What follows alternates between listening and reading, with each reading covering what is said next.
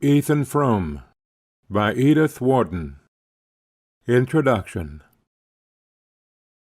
I had the story bit by bit from various people, and as generally happens in such cases, each time it was a different story. If you know Starkfield, Massachusetts, you know the post office.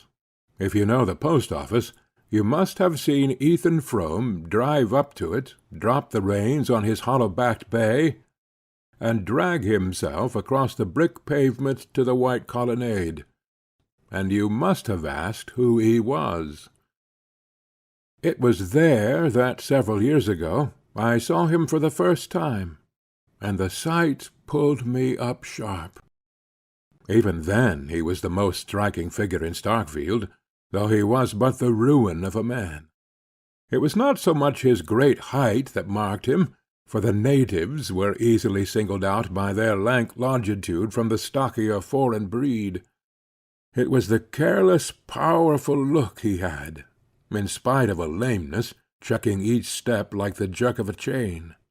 There was something bleak and unapproachable in his face, and he was so stiffened and grizzled that I took him for an old man, and was surprised to hear that he was not more than 52. I had this from Harmon Gow, who had driven the stage from Betts Bridge to Starkfield in pre-trolley days, and knew the chronicle of all the families on his line. "He's looked that way ever since he had his smash-up, and that's 24 years ago, come next February," Harmon threw out between reminiscent pauses. The smash-up it was, I gathered from the same informant, which, besides drawing the red gash across Ethan Frome's forehead, had so shortened and warped his right side that it cost him a visible effort to take the few steps from his buggy to the post-office window. He used to drive in from his farm every day at about noon, and as that was my own hour of fetching my mail, I often passed him in the porch, or stood beside him while he waited on the motions of the distributing hand behind the grating. I noticed that, though he came so punctually, he seldom received anything but a copy of the Bettsbridge Eagle, which he put without a glance into his sagging pocket.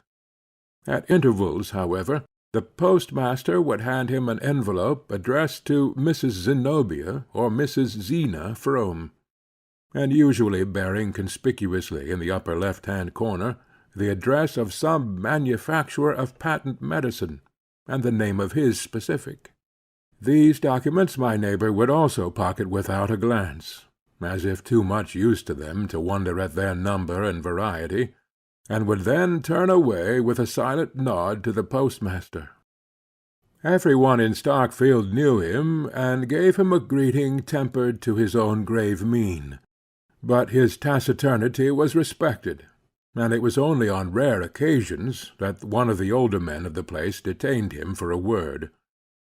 When this happened, he would listen quietly, his blue eyes on the speaker's face, and answer in so low a tone that his words never reached me. Then he would climb stiffly into his buggy, gather up the reins in his left hand, and drive slowly away in the direction of his farm. "It was a pretty bad smash-up?" I questioned Harmon, looking after Frome's retreating figure, and thinking how gallantly his lean brown head, with its shock of light hair, must have sat on his strong shoulders before they were bent out of shape. "Worst kind," my informant assented. "More'n enough to kill most men. But the Fromes are tough. Ethan'll likely touch 100. "Good God!" I exclaimed.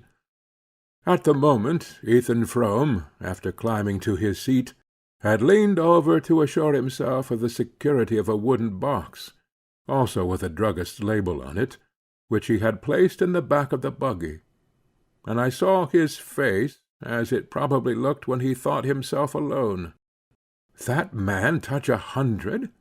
He looks as if he is dead and in hell now."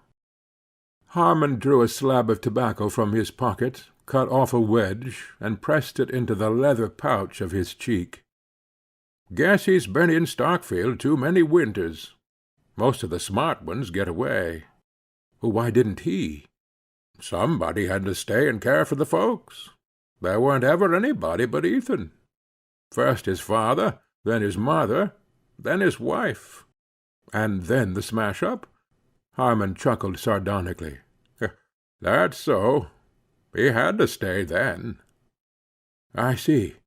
And since then they've had to care for him?" Harmon thoughtfully passed his tobacco to the other cheek. "Oh, as to that, I guess it's always Ethan done the caring." Though Harmon Gow developed the tale as far as his mental and moral reach permitted, there were perceptible gaps between his facts, and I had the sense that the deeper meaning of the story was in the gaps. But one phrase stuck in my memory, and served as the nucleus about which I grouped my subsequent inferences. "Guess he's been in Starkfield too many winters." Before my own time there was up, I had learned to know what that meant. Yet I had come in the degenerate day of trolley, bicycle, and rural delivery, when communication was easy between the scattered mountain villages, and the bigger towns in the valleys, such as Bettsbridge and Shadd's Falls, had libraries, theatres, and Y.M.C.A. halls, to which the youth of the hills could descend for recreation. But when winter shut down on Starkfield, and the village lay under a sheet of snow, perpetually renewed from the pale skies, I began to see what life there, or rather its negation, must have been in Ethan Frome's young manhood. I had been sent by my employers on a job connected with the big power-house at Corbury Junction, and a long-drawn carpenter's strike had so delayed the work that I found myself anchored at Starkfield, the nearest habitable spot, for the best part of the winter. I chafed at first, and then, under the hypnotizing effect of routine, gradually began to find a grim satisfaction in the life. During the early part of my stay, I had been struck by the contrast between the vitality of the climate and the deadness of the community. Day by day, after the December snows were over, a blazing blue sky poured down torrents of light and air on the white landscape, which gave them back in an intenser glitter. One would have supposed that such an atmosphere must quicken the emotions as well as the blood, but it seemed to produce no change except that of retarding still more the sluggish pulse of Starkfield.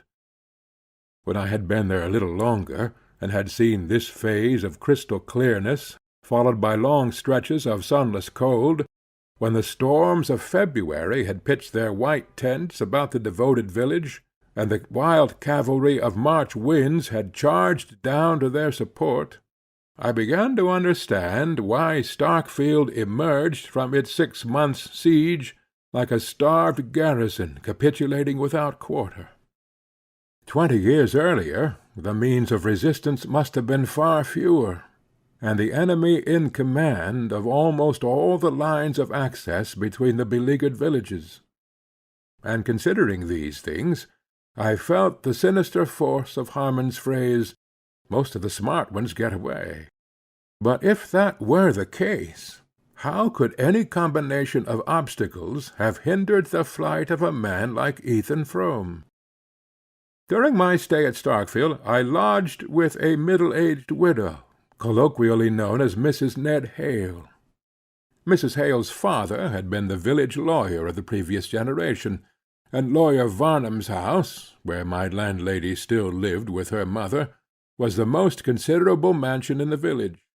It stood at one end of the main street, its classic portico and small-paned windows looking down a flagged path between Norway spruces to the slim white steeple of the Congregational church. It was clear that the Varnum fortunes were at the ebb, but the two women did what they could to preserve a decent dignity, and Mrs. Hale in particular had a certain wan refinement not out of keeping with her pale old-fashioned house. In the best parlour, with its black horsehair and mahogany weakly illuminated by a gurgling carcel lamp, I listened every evening to another and more delicately shaded version of the Starkfield chronicle. It was not that Mrs. Ned Hale felt or affected any social superiority to the people about her. It was only that the accident of a finer sensibility, and a little more education, had put just enough distance between herself and her neighbours to enable her to judge them with detachment. She was not unwilling to exercise this faculty, and I had great hopes of getting from her the missing facts of Ethan Frome's story, or rather such a key to his character as should coordinate the facts I knew. Her mind was a storehouse of innocuous anecdotes, and any question about her acquaintances brought forth a volume of detail. But on the subject of Ethan Frome I found her unexpectedly reticent. There was no hint of disapproval in her reserve. I merely felt in her an insurmountable reluctance to speak of him or his affairs. A low, "Yes, I knew them both. It was awful," seeming to be the utmost concession that her distress could make to my curiosity. So marked was the change in her manner, such depths of sad initiation did it imply, that with some doubts as to my delicacy, I put the case anew to my village oracle Harmon Gow, but got for my pains only an uncomprehending grunt. Ruth Varnum was always as nervous as a rat, and come to think of it, she was the first one to see 'em after they was picked up. It happened right below Lawyer Varnum's, down at the end of the Corbury Road, just round about the time that Ruth got engaged to Ned Hale. The young folks was all friends, and I guess she just can't bear to talk about it. She's had troubles enough of her own. All the dwellers in Starkfield, as in more notable communities, had had troubles enough of their own to make them comparatively indifferent to those of their neighbours. And though all conceded that Ethan Frome's had been beyond the common measure, no one gave me an explanation of the look in his face, which, as I persisted in thinking, neither poverty nor physical suffering could have put there. Nevertheless, I might have contented myself with the story pieced together from these hints, had it not been for the provocation of Mrs. Hale's silence, and, a little later, for the accident of personal contact with the man. On my arrival at Starkfield, Dennis Eady, the rich Irish grocer, who was the proprietor of Starkfield's nearest approach to a livery stable, had entered into an agreement to send me over daily to Corbury Flats, where I had to pick up my train for the junction. But about the middle of the winter, Eady's horses fell ill of a local epidemic. The illness spread to the other Starkfield stables, and for a day or two I was put to it to find a means of transport. Then Harmon Gow suggested that Ethan Frome's bay was still on his legs, and that his owner might be glad to drive me over. I stared at the suggestion. Ethan Frome? But I've never even spoken to him. Why on earth should he put himself out for me? Harmon's answer surprised me still more. I don't know as he would, but I know he wouldn't be sorry to earn $1. I had been told that Frome was poor, and that the sawmill and the arid acres of his farm yielded scarcely enough to keep his household through the winter, but I had not supposed him to be in such want as Harmon's words implied, and I expressed my wonder. "Well, matters ain't gone any too well with him," Harmon said. "When a man's been setting around like a hulk for 20 years or more, seeing things that want doing, it eats into him, and he loses his grit. That Frome farm was always about as bare as a milk-pan when the cat's been round, and you know what one of them old water-mills is worth nowadays. When Ethan could sweat over 'em both from sun-up to dark, he kind of choked a living out of 'em, but his folks ate up most everything, even then, and I don't see how he makes out now. First his father got a kick out haying, went soft in the brain, and gave away money like Bible texts afore he died. Then his mother got queer, and dragged along for years as weak as a baby. And his wife Zena, she's always been the greatest hand at doctoring in the county. Sickness and trouble, that's what Ethan's had his plate full up with, ever since the very first helping. The next morning when I looked out, I saw the hollow-backed bay between the Varnum spruces, and Ethan Frome, throwing back his worn bearskin, made room for me in the sleigh at his side. After that, for a week, he drove me every morning to Corbury Flats, and on my return in the afternoon met me again, and carried me back through the icy night to Starkfield. The distance each way was barely 3 miles, but the old bay's pace was slow, and even with firm snow under the runners, we were nearly an hour on the way. Ethan Frome drove in silence, the reins loosely held in his left hand, his brown seamed profile, under the helmet-like peak of the cap, relieved against the banks of the snow like the bronze image of a hero. He never turned his face to mine, or answered, except in monosyllables, the questions I put, or such slight pleasantries as I ventured. He seemed a part of the mute, melancholy landscape, an incarnation of its frozen woe, with all that was warm and sentient in him fast bound below the surface. But there was nothing unfriendly in his silence.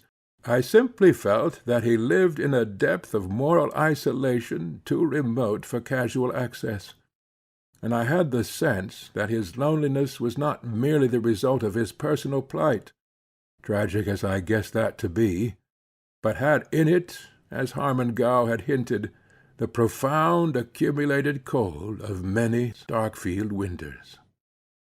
Only once or twice was the distance between us bridged for a moment, and the glimpses thus gained confirmed my desire to know more.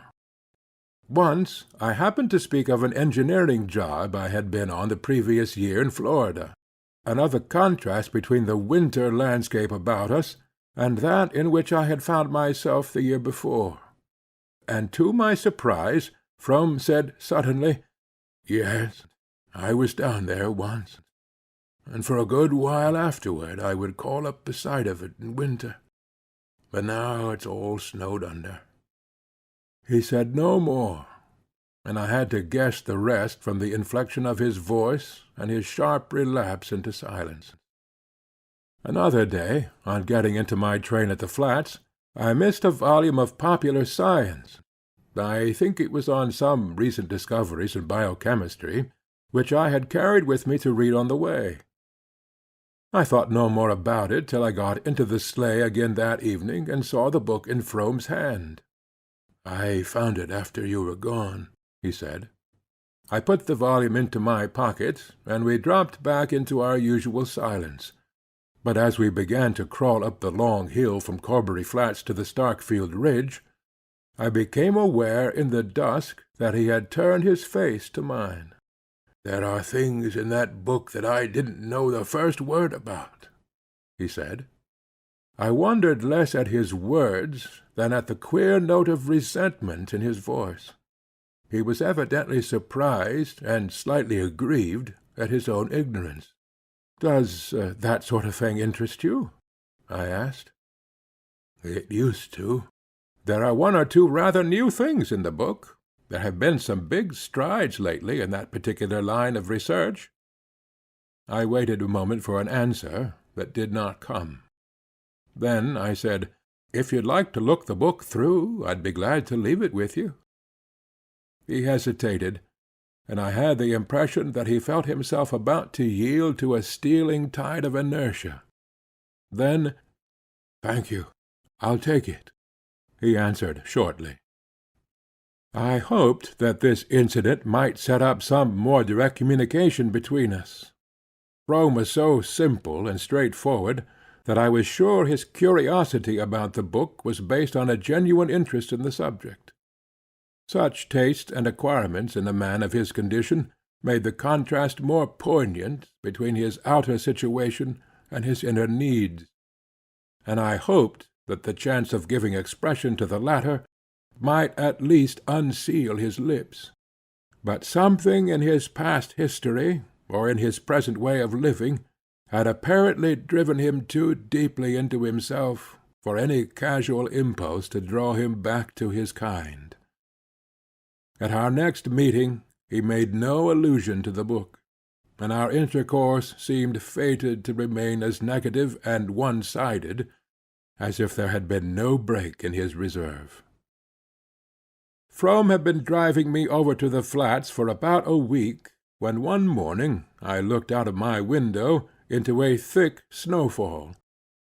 The height of the white waves massed against the garden fence, and along the wall of the church, showed that the storm must have been going on all night, and that the drifts were likely to be heavy in the open. I thought it probable that my train would be delayed, but I had to be at the power-house for an hour or two that afternoon, and I decided, if Frome turned up, to push through to the flats and wait there till my train came in. I don't know why I put it in the conditional, however, for I never doubted that Frome would appear. He was not the kind of man to be turned from his business by any commotion of the elements, and at the appointed hour his sleigh glided up through the snow like a stage apparition behind thickening veils of gauze. I was getting to know him too well to express either wonder or gratitude at his keeping his appointment. But I exclaimed in surprise as I saw him turn his horse in a direction opposite to that of the Corbury road. "The railroad's blocked by a freight train that got stuck in the drift below the flats," he explained, as we jogged off into the stinging whiteness. "But look here, where are you taking me, then?" "Straight to the junction, by the shortest way," he answered, pointing up Schoolhouse Hill with his whip. "To the junction? In this storm? Why, it's a good 10 miles. The bay'll do it if you give him time. You said you had some business there this afternoon. I'll see you get there." He said it so quietly that I could only answer, "You're doing me the biggest kind of favor." "That's all right," he rejoined. Abreast of the schoolhouse the road forked, and we dipped down a lane to the left, between hemlock boughs bent inward to their trunks by the weight of the snow. I had often walked that way on Sundays, and knew that the solitary roof showing through bare branches near the bottom of the hill was that of Frome's sawmill. It looked exanimate enough, with its idle wheel looming above the black stream dashed with yellow-white spume, and its cluster of sheds sagging under their white load. Frome did not even turn his head as we drove by, and still in silence we began to mount the next slope. About a mile farther, on a road I had never travelled, we came to an orchard of starved apple-trees, writhing over a hillside, among outcroppings of slate that nuzzled up through the snow like animals pushing out their noses to breathe.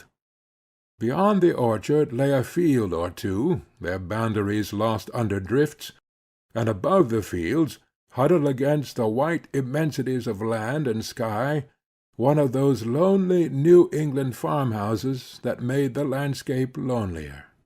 "That's my place," said Frome, with a sideway jerk of his lame elbow, and in the distress and oppression of the scene I did not know what to answer. The snow had ceased, and a flash of watery sunlight exposed the house on the slope above us in all its plaintive ugliness. The black wraith of a deciduous creeper flapped from the porch, and the thin wooden walls, under their worn-out coat of paint, seemed to shiver in the wind that had risen with the ceasing of the snow. "The house was bigger in my father's time. I had to take down the L a while back," Frome continued, checking with a twitch on the left rein the bay's evident intention of turning in through the broken-down gate. I saw then that the unusually forlorn and stunted look of the house was partly due to the loss of what is known in New England as the L, That long, deep-roofed adjunct, usually built at right angles to the main house, and connecting it, by way of storerooms and tool-house, with the wood-shed and cow-barn. Whether because of its symbolic sense, the image it presents of a life linked with the soil, and enclosing in itself the chief sources of warmth and nourishment, or whether merely because of the consolatory thought that it enables the dwellers in that harsh climate to get to their morning's work without facing the weather, it is certain that the ell, rather than the house itself, seems to be the centre, the actual hearthstone of the New England farm. Perhaps this connection of ideas, which had often occurred to me in my rambles about Starkfield, caused me to hear a wistful note in Frome's words, and to see in the diminished dwelling the image of his own shrunken body. "We're kinder sidetracked here now," he added, "but there was considerable passin' before the railroad was carried through to the flats." He roused the lagging bay with another twitch. Then, as if the mere sight of the house had let me too deeply into his confidence for any further pretence of reserve, he went on slowly. "I've always set down the worst of mother's trouble to that. When she got the rheumatism so bad she couldn't move around, she used to sit up there and watch the road by the hour. And one year, when they were 6 months bending the Bettsbridge pike after the floods, and Harmon Gow had to bring his stage round this way, she picked up so that she used to get down to the gate most days to see him. But after the trains began running, nobody ever come by here to speak of, and mother could never get it through her head what had happened, and it preyed on her right along till she died." As we turned into the Corbury road, the snow began to fall again, cutting off our last glimpse of the house, and Frome's silence fell with it, letting down between us the old veil of reticence. This time the wind did not cease with the return of the snow. Instead, it sprung up to a gale which, now and then, from a tattered sky, flung pale sweeps of sunlight over a landscape chaotically tossed. But the bay was as good as Frome's word, and we pushed on to the junction through the wild white scene. In the afternoon the storm held off, and the clearness in the west seemed to my inexperienced eye the pledge of a fair evening. I finished my business as quickly as possible, and we set out for Starkfield with a good chance of getting there for supper. But at sunset the clouds gathered again, bringing an earlier night, and the snow began to fall straight and steadily from a sky without wind, in a soft universal diffusion more confusing than the gusts and eddies of the morning. It seemed to be a part of the thickening darkness, to be the winter night itself descending on us layer by layer. The small ray of Frome's lantern was soon lost in the smothering medium, in which even his sense of direction, and the bay's homing instinct, finally ceased to serve us. 2 or 3 times some ghostly landmark sprang up to warn us that we were astray, and then was sucked back into the mist. And when we finally regained our road, the old horse began to show signs of exhaustion. I felt myself to blame for having accepted Frome's offer, and after a short discussion I persuaded him to let me get out of the sleigh and walk along through the snow at the bay's side. In this way we struggled on for another mile or 2, and at last reached a point where Frome, peering into what seemed to me formless night, said, "That's my gate down yonder." The last stretch had been the hardest part of the way. The bitter cold and the heavy going had nearly knocked the wind out of me, and I could feel the horse's side ticking like a clock under my hand. "Look here, Frome," I began, "there's no earthly use in your going any farther." But he interrupted me. "Nor you neither. There's been about enough of this for anybody." I understood that he was offering me a night's shelter at the farm, and without answering I turned into the gate at his side, and followed him to the barn, where I helped him to unharness and bed down the tired horse. When this was done, he unhooked the lantern from the sleigh, stepped out again into the night, and called to me over his shoulder, "This way." Far off above us a square of light trembled through the screen of snow. Staggering along in Frome's wake, I floundered toward it, and in the darkness almost fell into one of the deep drifts against the front of the house. Frome scrambled up the slippery steps of the porch, digging a way through the snow with his heavily booted foot. Then he lifted his lantern, found the latch, and led the way into the house. I went after him into a low, unlit passage, at the back of which a ladder-like staircase rose into obscurity. On our right a line of light marked the door of the room which had sent its ray across the night, and behind the door I heard a woman's voice droning querulously. Frome stamped on the worn oilcloth to shake the snow from his boots, and set down his lantern on a kitchen chair, which was the only piece of furniture in the hall. Then he opened the door. "Come in," he said, and as he spoke the droning voice grew still. It was that night that I found the clue to Ethan Frome, and began to put together this vision of his story. End of introduction. Chapter 1. The village lay under 2 feet of snow, with drifts at the windy corners. In a sky of iron, the points of the Dipper hung like icicles, and Orion flashed his cold fires. The moon had set, but the night was so transparent that the white house-fronts between the elms looked grey against the snow. Clumps of bushes made black stains on it, and the basement windows of the church sent shafts of yellow light far across the endless undulations. Young Ethan Frome walked at a quick pace along the deserted street, past the bank and Michael Eady's new brick store, and Lawyer Varnum's house, with the 2 black Norway spruces at the gate. Opposite the Varnum gate, where the road fell away toward the Corbury valley, the church reared its slim white steeple and narrow peristyle. As the young man walked toward it, the upper windows drew a black arcade along the side wall of the building, but from the lower openings, on the side where the ground sloped steeply down to the Corbury road, the light shot its long bars, illuminating many fresh furrows in the track leading to the basement door, and showing, under an adjoining shed, a line of sleighs with heavily blanketed horses. The night was perfectly still, and the air so dry and pure that it gave little sensation of cold.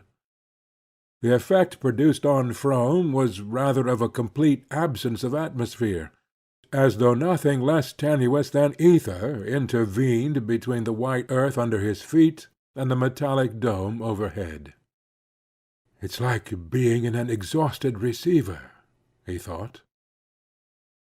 4 or 5 years earlier he had taken a year's course at the Technological College at Worcester, and dabbled in the laboratory with a friendly professor of physics, and the images supplied by that experience still cropped up, at unexpected moments, through the totally different associations of thought in which he had since been living. His father's death and the misfortunes following it had put a premature end to Ethan's studies, but though they had not gone far enough to be of much practical use, they had fed his fancy, and made him aware of huge cloudy meanings behind the daily face of things.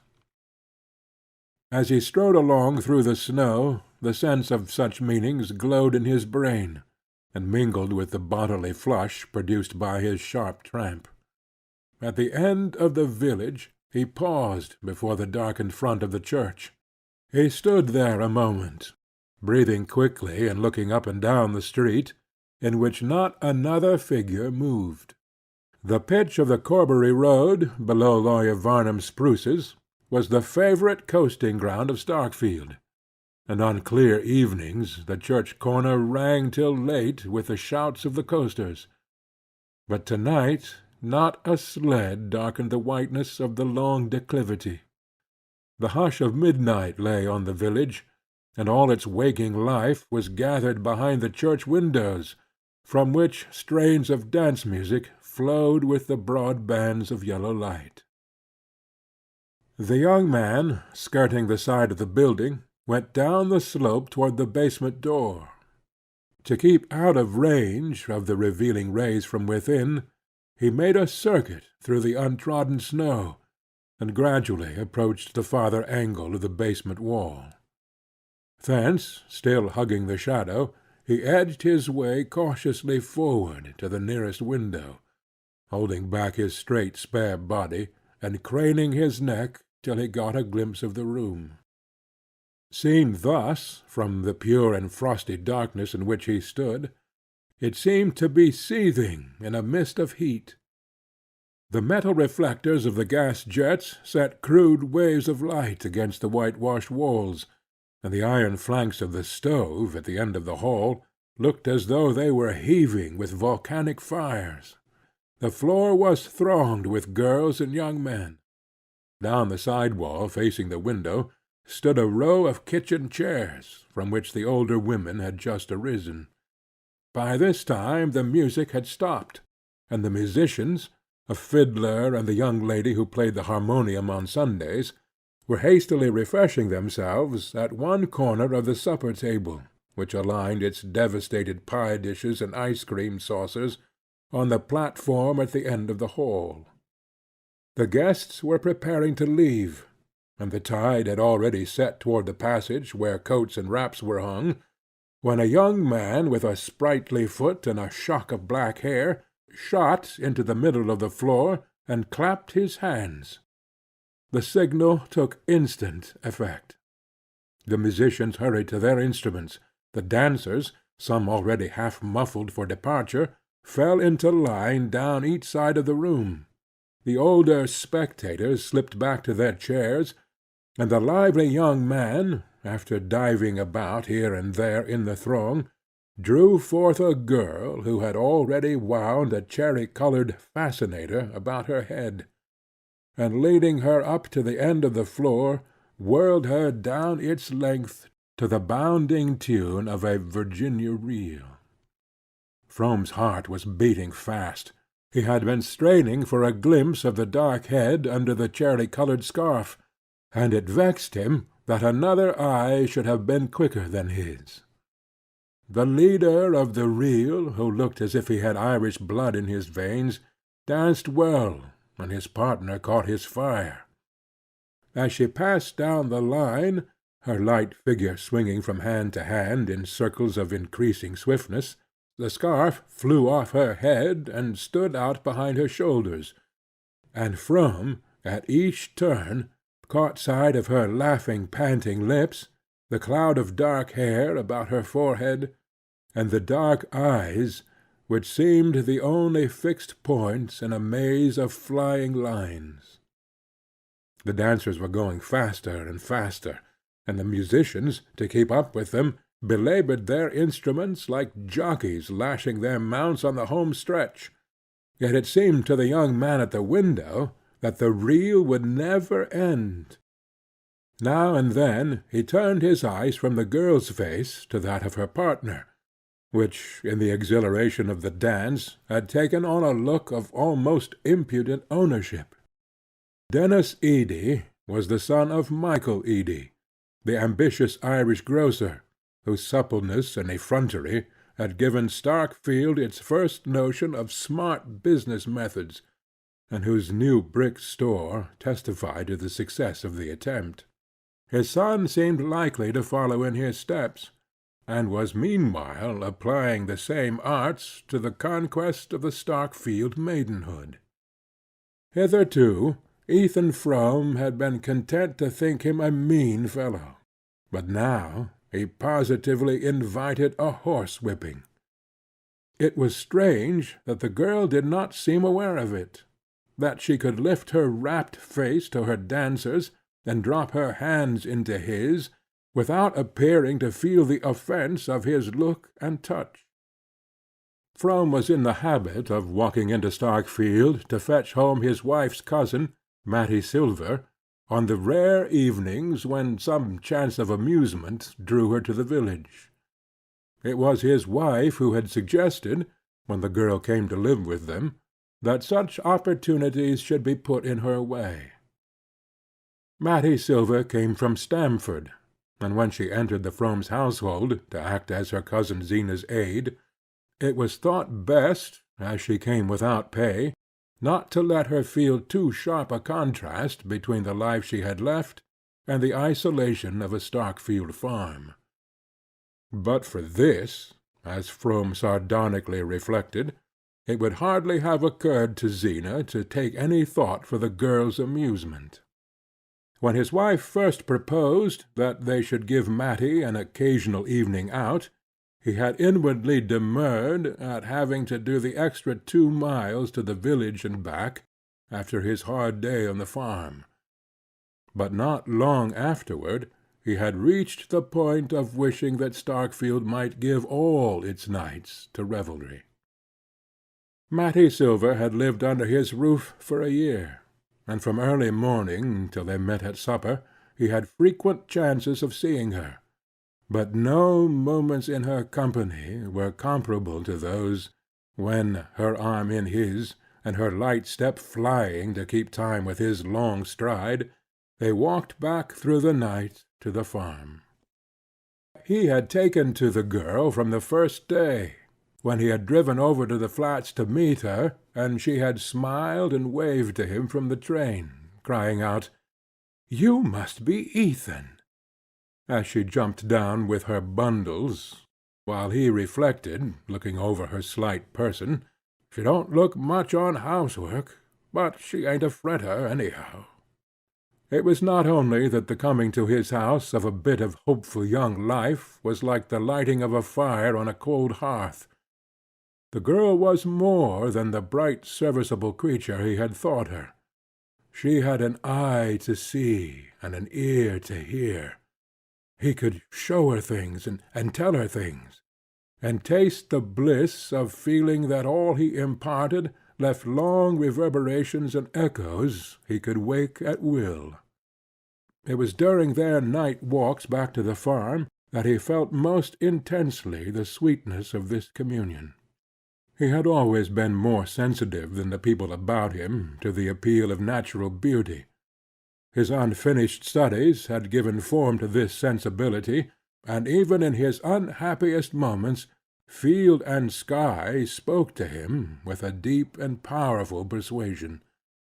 But hitherto the emotion had remained in him as a silent ache, veiling with sadness the beauty that evoked it. He did not even know whether any one else in the world felt as he did, or whether he was the sole victim of this mournful privilege. Then he learned that one other spirit had trembled with the same touch of wonder, that at his side, living under his roof and eating his bread, was a creature to whom he could say, "That's Orion down yonder. The big fellow to the right is Aldebaran, and a bunch of little ones, like bees swarming, they're the Pleiades." Or whom he could hold entranced before a ledge of granite thrusting up through the fern, while he unrolled the huge panorama of the Ice Age, and the long dim stretches of succeeding time. The fact that admiration for his learning mingled with Matty's wonder at what he taught was not the least part of his pleasure. And there were other sensations, less definable but more exquisite, which drew them together with a shock of silent joy. The cold red of sunset behind winter hills, the flight of cloud flocks over slopes of golden stubble, or the intensely blue shadows of hemlocks on sunlit snow. When she said to him once, "It looks just as if it was painted," it seemed to Ethan that the art of definition could go no farther, and that words had at last been found to utter his secret soul. As he stood in the darkness outside the church, these memories came back with the poignancy of vanished things. Watching Matty whirl down the floor from hand to hand, he wondered how he could ever have thought that his dull talk interested her. To him, who was never gay but in her presence, her gaiety seemed plain proof of indifference. The face she lifted to her dancers was the same which, when she saw him, always looked like a window that has caught the sunset. He even noticed 2 or 3 gestures, which, in his fatuity, he had thought she kept for him, a way of throwing her head back when she was amused, as if to taste her laugh before she let it out, and a trick of sinking her lids slowly, when anything charmed or moved her. The sight made him unhappy, and his unhappiness roused his latent fears. His wife had never shown any jealousy of Matty, but of late she had grumbled increasingly over the housework, and found oblique ways of attracting attention to the girl's inefficiency. Zena had always been what Starkfield called sickly, and Frome had to admit that if she were as ailing as she believed, she needed the help of a stronger arm than the one which lay so lightly in his during the night walks to the farm. Matty had no natural turn for housekeeping, and her training had done nothing to remedy the defect.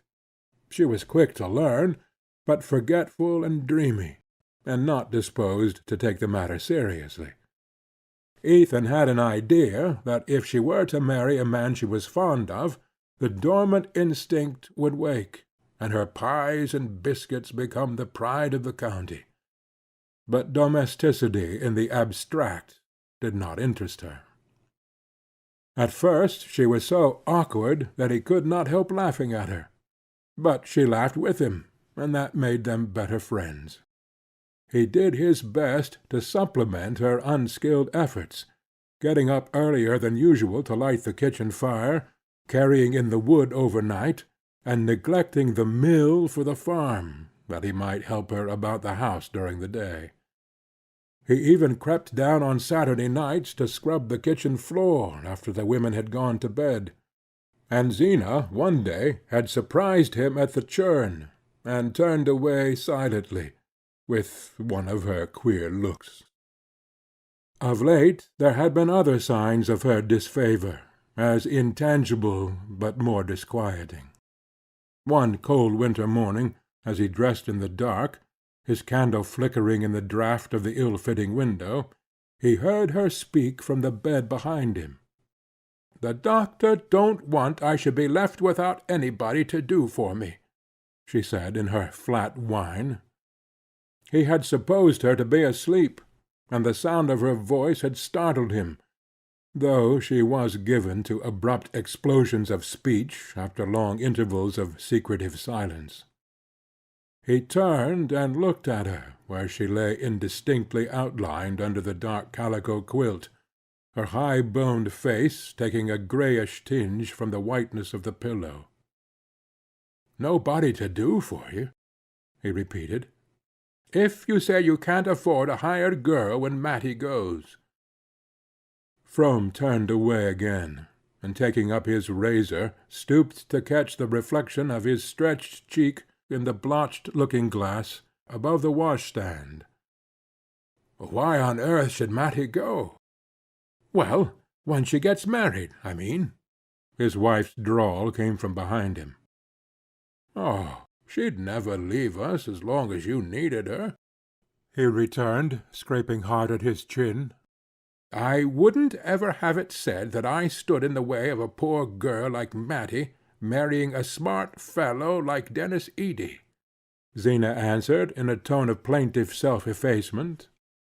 Ethan, glaring at his face in the glass, threw his head back to draw the razor from ear to chin.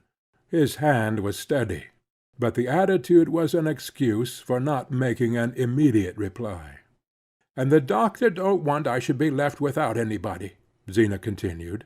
"He wanted I should speak to you about a girl he's heard about, that might come."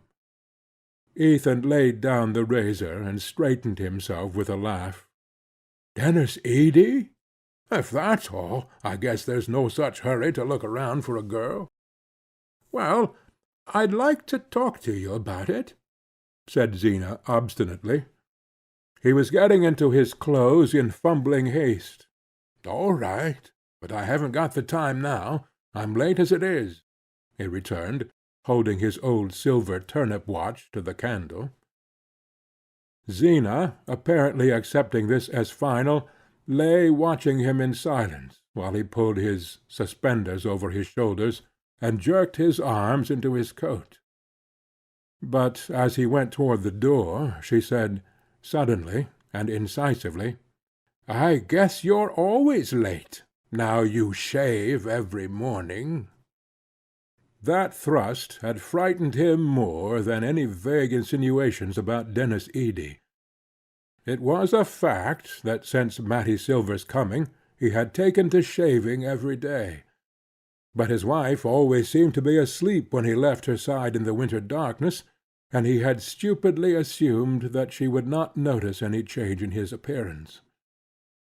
Once or twice in the past he had been faintly disquieted by Zenobia's way of letting things happen without seeming to remark them, and then, weeks afterward, in a casual phrase, revealing that she had all along taken her notes and drawn her inferences. Of late, however, there had been no room in his thoughts for such vague apprehensions. Zena herself, from an oppressive reality, had faded into an insubstantial shade. All his life was lived in the sight and sound of Matty Silver, and he could no longer conceive of its being otherwise. But now, as he stood outside the church, and saw Matty spinning down the floor with Dennis Edie, a throng of disregarded hints and menaces wove their cloud about his brain.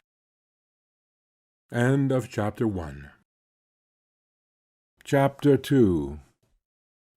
As the dancers poured out of the hall, Frome, drawing back behind the projecting storm door, watched the segregation of the grotesquely muffled groups, in which a moving lantern ray now and then lit up a face flushed with food and dancing. The villagers, being afoot, were the first to climb the slope to the main street, while the country neighbors packed themselves more slowly into the sleighs under the shed. "Aren't you riding, Matty?" a woman's voice called back from the throng about the shed, and Ethan's heart gave a jump. From where he stood he could not see the persons coming out of the hall till they had advanced a few steps beyond the wooden sides of the storm door, but through its cracks he heard a clear voice answer, "Mercy, no! Not on such a night." She was there, then, close to him, only a thin board between. In another moment she would step forth into the night, and his eyes, accustomed to the obscurity, would discern her as clearly as though she stood in daylight. A wave of shyness pulled him back into the dark angle of the wall, and he stood there in silence instead of making his presence known to her.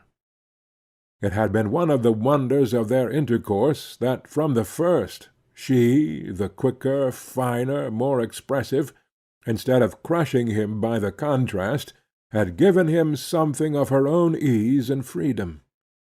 But now he felt as heavy and loutish as in his student days, when he had tried to jolly the Worcester girls at a picnic. He hung back when she came out alone and paused within a few yards of him. She was almost the last to leave the hall, and she stood looking uncertainly about her, as if wondering why he did not show himself. Then a man's figure approached, coming so close to her that under their formless wrappings they seemed merged in one dim outline.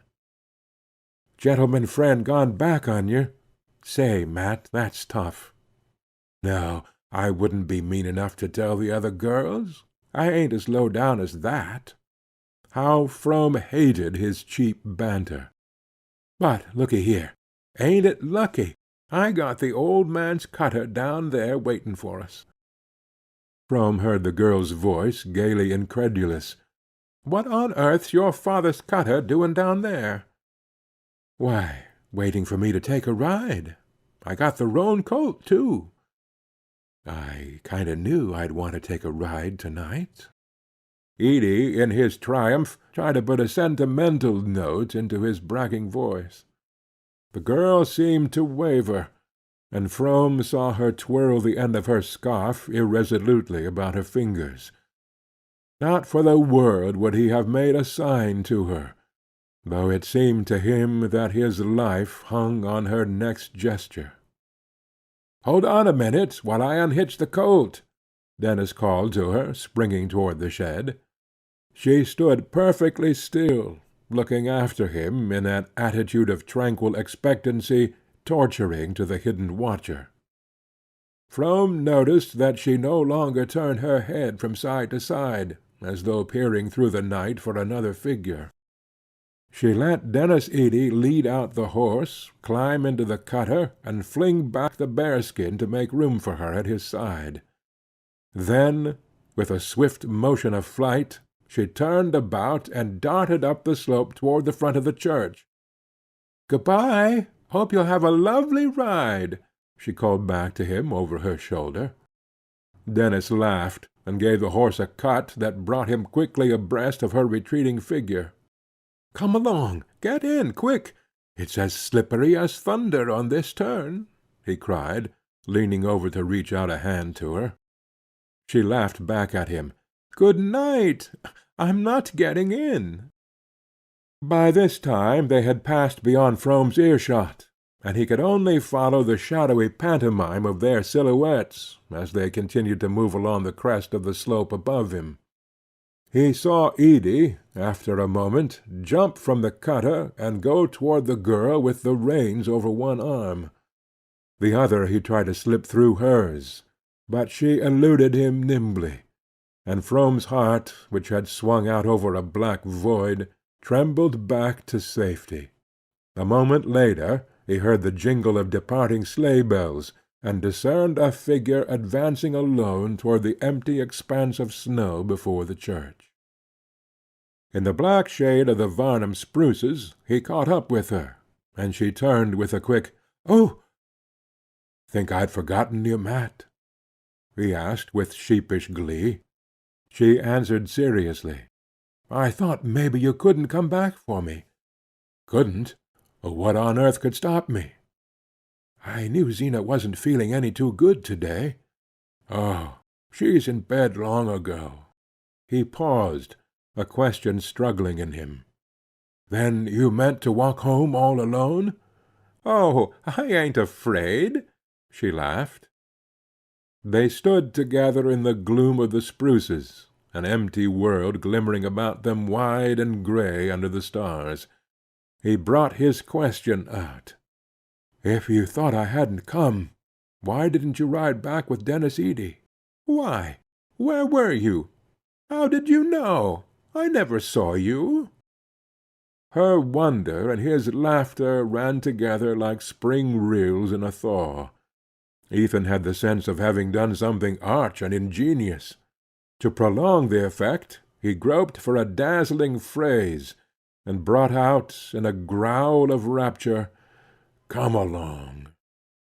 He slipped an arm through hers, as Edie had done, and fancied it was faintly pressed against her side, but neither of them moved. It was so dark under the spruces that he could barely see the shape of her head beside his shoulder. He longed to stoop his cheek and rub it against her scarf. He would have liked to stand there with her all night in the blackness. She moved forward a step or two, and then paused again above the dip of the Corbury road. Its icy slope, scored by innumerable runners, looked like a mirror scratched by travellers at an inn. "There was a whole lot of them coasting before the moon set," she said. "Would you like to come in and coast with them some night?" he asked. "Oh, would you, Ethan? It would be lovely." "We'll come to-morrow, if there's a moon." She lingered, pressing closer to his side. Ned Hale and Ruth Varnum came just as near running into the big elm at the bottom. We were all sure they were killed. Her shiver ran down his arm. Wouldn't it have been too awful? They're so happy. Oh, Ned ain't much at steering. I guess I can take you down all right, he said disdainfully.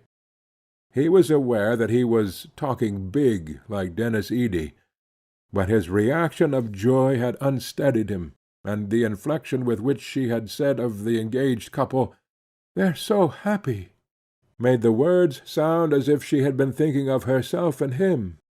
"The elm is dangerous, though. It ought to be cut down," she insisted. "Would you be afraid of it, with me?" "I told you, I ain't the kind to be afraid." She tossed back, almost indifferently, and suddenly she began to walk on with a rapid step. These alterations of mood were the despair and joy of Ethan Frome. The motions of her mind were as incalculable as the flit of a bird in the branches. The fact that he had no right to show his feelings, and thus provoke the expression of hers, made him attach a fantastic importance to every change in her look and tone.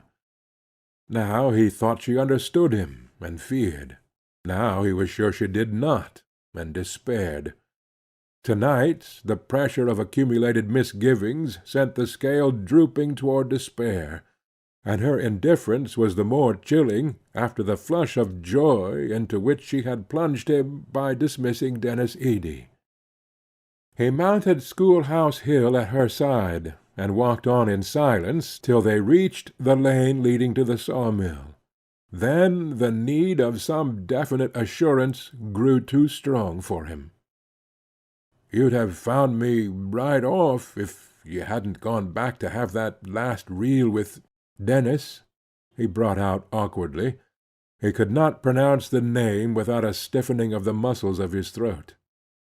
"Why, Ethan, how could I tell you were there?" "I suppose what folks say is true," he jerked out at her, instead of answering. She stopped short, and he felt in the darkness that her face was lifted quickly to his. "Why, what do folks say?" "It's natural enough you should be leaving us," he floundered on, following his thought. "Is that what they say?" she mocked back at him. Then, with a sudden drop of her sweet treble, "You mean that Zena ain't suited with me any more?" she faltered. Their arms had slipped apart, and they stood motionless, each seeking to distinguish the other's face. "I know I ain't anything like as smart as I ought to be," she went on, while he vainly struggled for expression. "There's lots of things a hired girl could do that come awkward to me still, and I haven't got much strength in my arms, but if she'd only tell me I'd try. You know she hardly ever says anything, and sometimes I can see she ain't suited, and yet I don't know why." She turned on him with a sudden flash of indignation. "You'd ought to tell me, Ethan Frome. You'd ought to. Unless you want me to go too." Unless he wanted her to go too. The cry was balm to his raw wound. The iron heavens seemed to melt and rain down sweetness. Again he struggled for the all-expressive word, and again his arm in hers found only a deep "Come along." They walked on in silence through the blackness of the hemlock-shaded lane where Ethan's sawmill gloomed through the night, and out again into the comparative clearness of the fields. On the farther side of the hemlock belt the open country rolled away before them grey and lonely under the stars. Sometimes their way led them under the shade of an overhanging bank, or through the thin obscurity of a clump of leafless trees. Here and there a farmhouse stood far back among the fields, mute and cold as a gravestone. The night was so still that they heard the frozen snow crackle under their feet. The crash of a loaded branch falling far off in the woods reverberated like a musket shot, and once a fox barked, and Matty shrank closer to Ethan, and quickened her steps. At length they sighted the group of larches at Ethan's gate, and as they drew near it, the sense that the walk was over brought back his words. "Then you don't want to leave us, Mat?" He had to stoop his head to catch her stifled whisper. "Where'd I go if I did?" The answer sent a pang through him, but the tone suffused him with joy. He forgot what else he had meant to say, and pressed her against him so closely that he seemed to feel her warmth in his veins. "You ain't crying, are you, Mat?" "No, of course I'm not," she quavered. They turned in at the gate and passed under the shaded knoll where, enclosed in a low fence, the Frome gravestones slanted at crazy angles through the snow. Ethan looked at them curiously. For years that quiet company had mocked his restlessness, his desire for change and freedom. "We never got away. How should you?"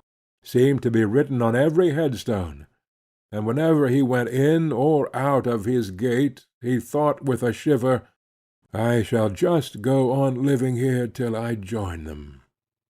But now all desire for change had vanished, and the sight of the little enclosure gave him a warm sense of continuance and stability. "I guess we'll never let you go, Mat," he whispered, as though even the dead, lovers once, must conspire with him to keep her. And brushing by the graves, he thought, "We'll always go on living here together, and some day she'll lie there beside me." He let the vision possess him as they climbed the hill to the house. He was never so happy with her as when he abandoned himself to these dreams. Half-way up the slope Matty stumbled against some unseen obstruction, and clutched his sleeve to steady herself. The wave of warmth that went through him was like the prolongation of his vision. For the first time he stole his arm about her, and she did not resist. They walked on as if they were floating on a summer stream. Zena always went to bed as soon as she had had her supper, and the shutterless windows of the house were dark. A dead cucumber vine dangled from the porch like the crape streamer tied to the door for a death, and the thought flashed through Ethan's brain, if it was there for Zena. Then he had a distinct sight of his wife lying in their bedroom asleep, her mouth slightly open, her false teeth in a tumbler by the bed. They walked around to the back of the house, between the rigid gooseberry bushes. It was Zena's habit, when they came back late from the village, to leave the key of the kitchen door under the mat. Ethan stood before the door, his head heavy with dreams, his arm still about Matty. "Mat," he began, not knowing what he meant to say. She slipped out of his hold without speaking, and he stooped down and felt for the key. "It's not there," he said, straightening himself with a start. They strained their eyes at each other through the icy darkness. Such a thing had never happened before. "Maybe she's forgotten it," Matty said in a tremulous whisper, but both of them knew that it was not like Zena to forget. "It might have fallen off into the snow," Matty continued, after a pause, during which they stood intently listening. "It must have been pushed off, then," he rejoined in the same tone. Another wild thought tore through him. What if tramps had been there? What if— Again he listened, fancying he heard a distant sound in the house. Then he felt in his pocket for a match, and kneeling down, passed its light slowly over the rough edges of snow about the doorstep. He was still kneeling when his eyes, on a level with the lower panel of the door, caught a faint ray beneath it. Who could be stirring in that silent house? He heard a step on the stairs, and again, for an instant, the thought of tramps tore through him. Then the door opened, and he saw his wife. Against the dark background of the kitchen, she stood up tall and angular, one hand drawing a quilted counterpane to her flat breast, while the other held a lamp. The light, on a level with her chin, drew out of the darkness her puckered throat and the projecting wrist of the hand that clutched the quilt, and deepened fantastically the hollows and prominences of her high-boned face under its ring of crimping pins. To Ethan, still in the rosy haze of his hour with Matty, the sight came with the intense precision of the last dream before waking. He felt as if he had never before known what his wife looked like. She drew aside without speaking, and Matty and Ethan passed into the kitchen, which had the deadly chill of a vault after the dry cold of the night. "Guess you forgot about us, Zena," Ethan joked, stamping the snow from his boots. "No, I just felt so mean I couldn't sleep." Matty came forward, unwinding her wraps, the color of the cherry scarf in her fresh lips and cheeks. "I'm so sorry, Zena. Is there anything I can do?" "No, there's nothing." Zena turned away from her. "You might have shook off that snow outside," she said to her husband. She walked out of the kitchen ahead of them, and pausing in the hall raised the lamp at arm's length, as if to light them up the stairs. Ethan paused also, affecting to fumble for the peg on which he hung his coat and cap. The doors of the two bedrooms faced each other across the narrow upper landing, and to-night it was peculiarly repugnant to him that Matty should see him follow Zena. "I guess I won't come up yet awhile," he said, turning as if to go back to the kitchen. Zena stopped short and looked at him. "For the land's sake, what you going to do down here?" "I've got the mill accounts to go over." She continued to stare at him, the flame of the unshaded lamp bringing out with microscopic cruelty the fretful lines of her face. "At this time of night? You'll catch your death. The fire's out long ago." Without answering, he moved away toward the kitchen. As he did so, his glance crossed Matty's, and he fancied that a fugitive warning gleamed through her lashes. The next moment they sank to her flushed cheeks, and she began to mount the stairs ahead of Zena. "That's so. It is powerful cold down here," Ethan assented, and with lowered head he went up in his wife's wake and followed her across the threshold of their room.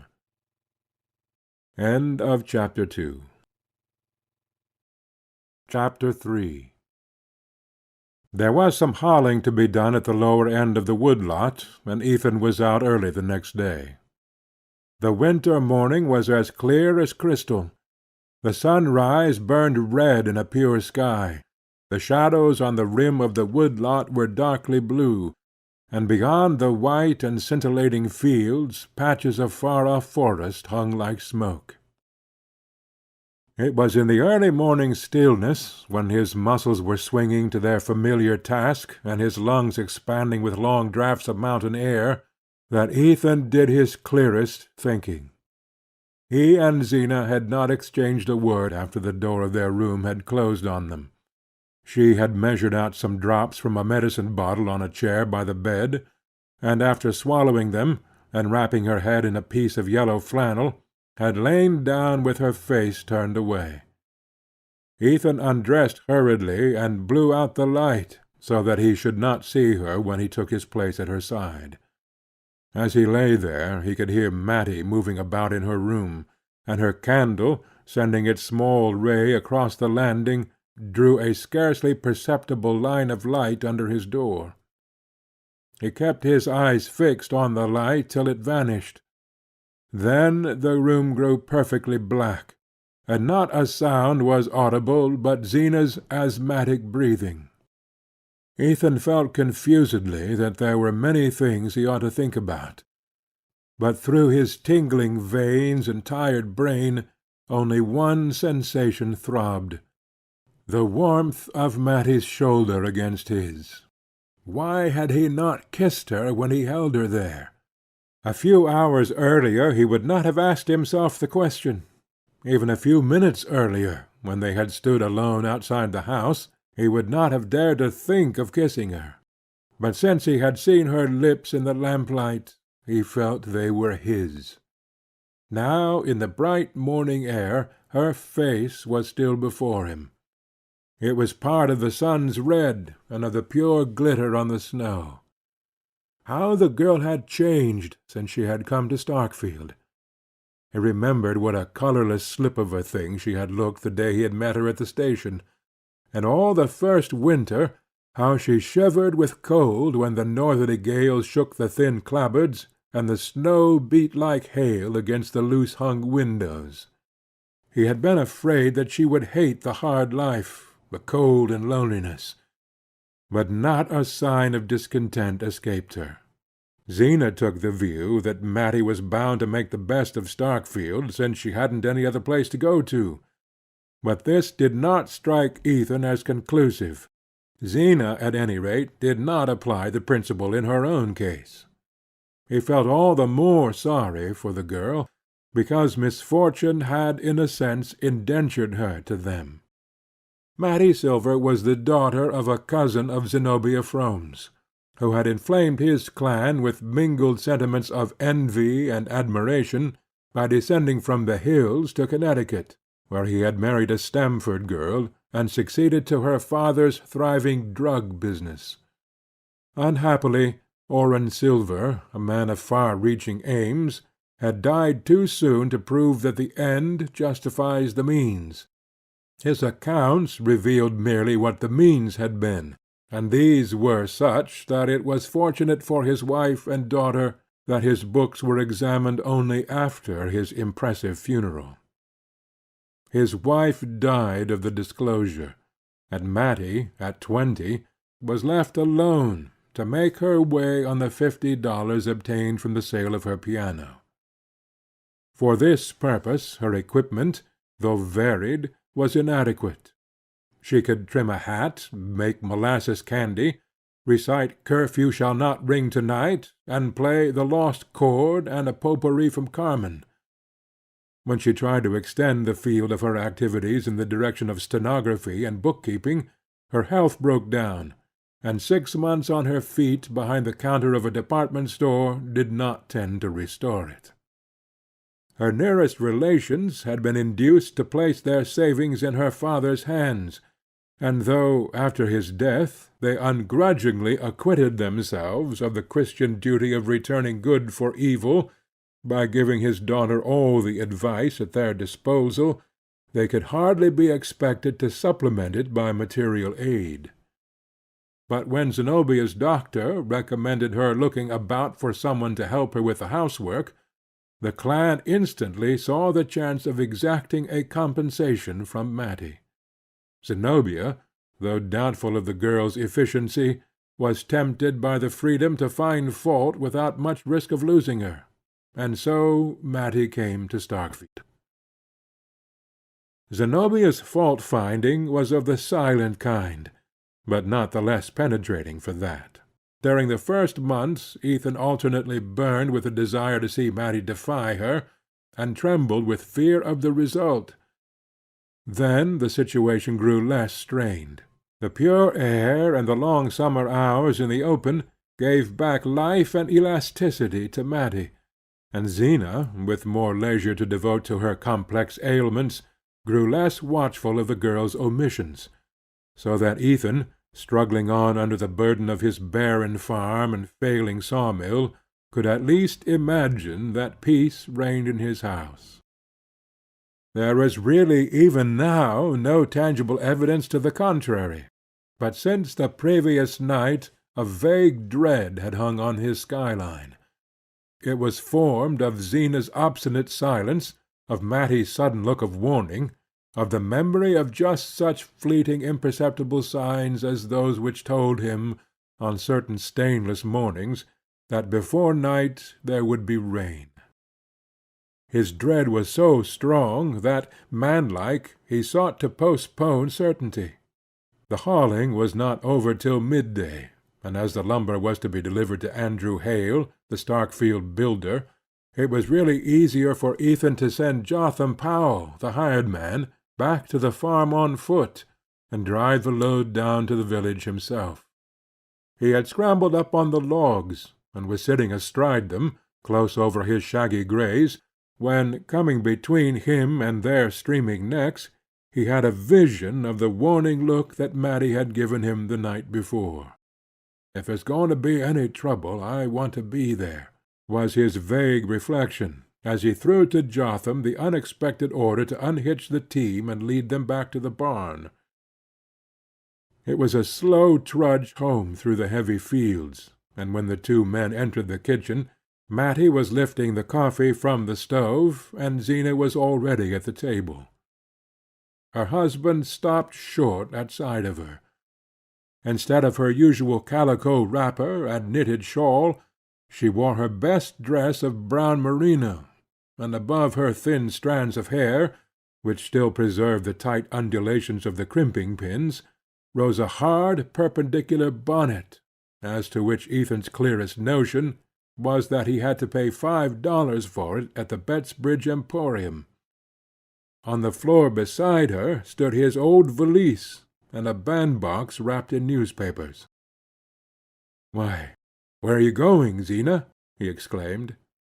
"I've got my shooting pain so bad that I'm going over to Bettsbridge to spend the night with Aunt Martha Pierce and see that new doctor," she answered in a matter-of-fact tone, as if she had said she was going into the storeroom to take a look at the preserves, or up to the attic to go over the blankets. In spite of her sedentary habits, such abrupt decisions were not without precedent in Zena's history. Twice or thrice before she had suddenly packed Ethan's valise, and started off to Bettsbridge, or even Springfield, to seek the advice of some new doctor, and her husband had grown to dread these expeditions because of their cost. Zena always came back laden with expensive remedies, and her last visit to Springfield had been commemorated by her paying $20 for an electric battery, of which she had never been able to learn the use. But for the moment his sense of relief was so great as to preclude all other feelings. He had now no doubt that Zena had spoken the truth in saying the night before that she had sat up because she felt too mean to sleep. Her abrupt resolve to seek medical advice showed that, as usual, she was wholly absorbed in her health. As if expecting a protest, she continued plaintively, "If you're too busy with the hauling, I presume you can let Jotham Powell drive me over with the sorrel in time to catch the train at the Flat." Her husband hardly heard what she was saying. During the winter months there was no stage between Starkfield and Bettsbridge, and the trains which stopped at Corbury Flats were slow and infrequent. A rapid calculation showed Ethan that Zena could not be back at the farm before the following evening. "If I'd supposed you'd a made any objection to Jotham Powell's driving me over," she began again, as though his silence had implied refusal.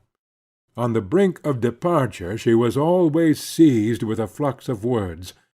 "All I know is," she continued, "I can't go on the way I am much longer.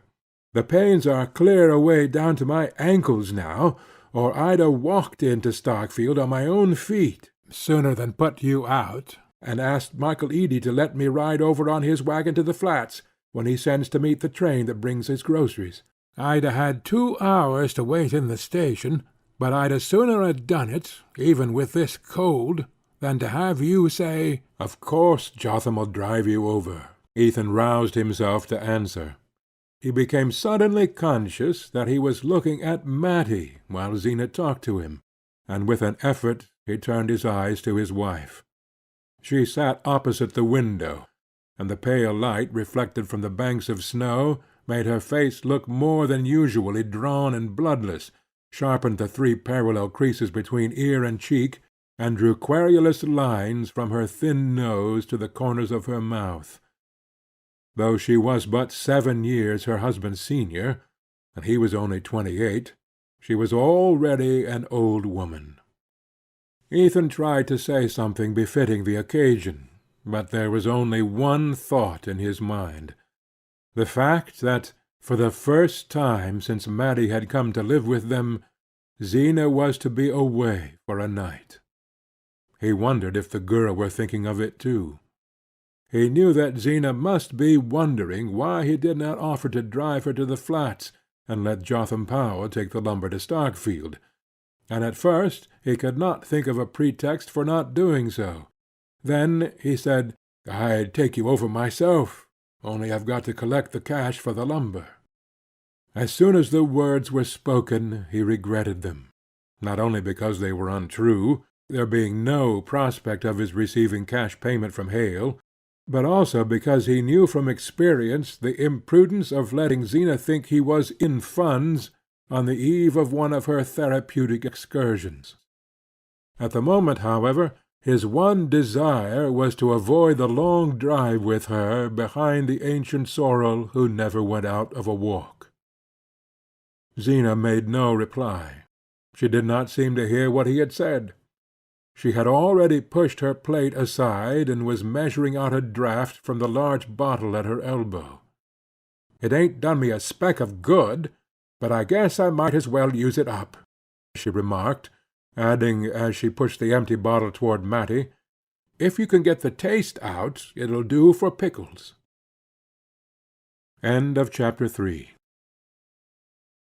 Chapter 4. As soon as his wife had driven off, Ethan took his coat and cap from the peg. Matty was washing up the dishes, humming one of the dance tunes of the night before. He said, "So long, Mat," and she answered gaily, "So long, Ethan," and that was all. It was warm and bright in the kitchen. The sun slanted through the south window on the girl's moving figure, on the cat dozing in a chair, and on the geraniums brought in from the doorway, where Ethan had planted them in the summer to make a garden for Matty. He would have liked to linger on, watching her tidy up and then settle down to her sewing, but he wanted still more to get the hauling done and be back at the farm before night.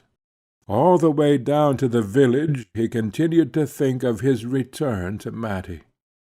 The kitchen was a poor place, not spruce and shining as his mother had kept it in his boyhood, but it was surprising what a home-like look the mere fact of Zena's absence gave it, and he pictured what it would be like that evening when he and Matty were there after supper. For the first time they would be alone together indoors, and they would sit there, one on each side of the stove, like a married couple, he in his stocking feet and smoking his pipe, she laughing and talking in that funny way she had, which was always as new to him as if he had never heard her before.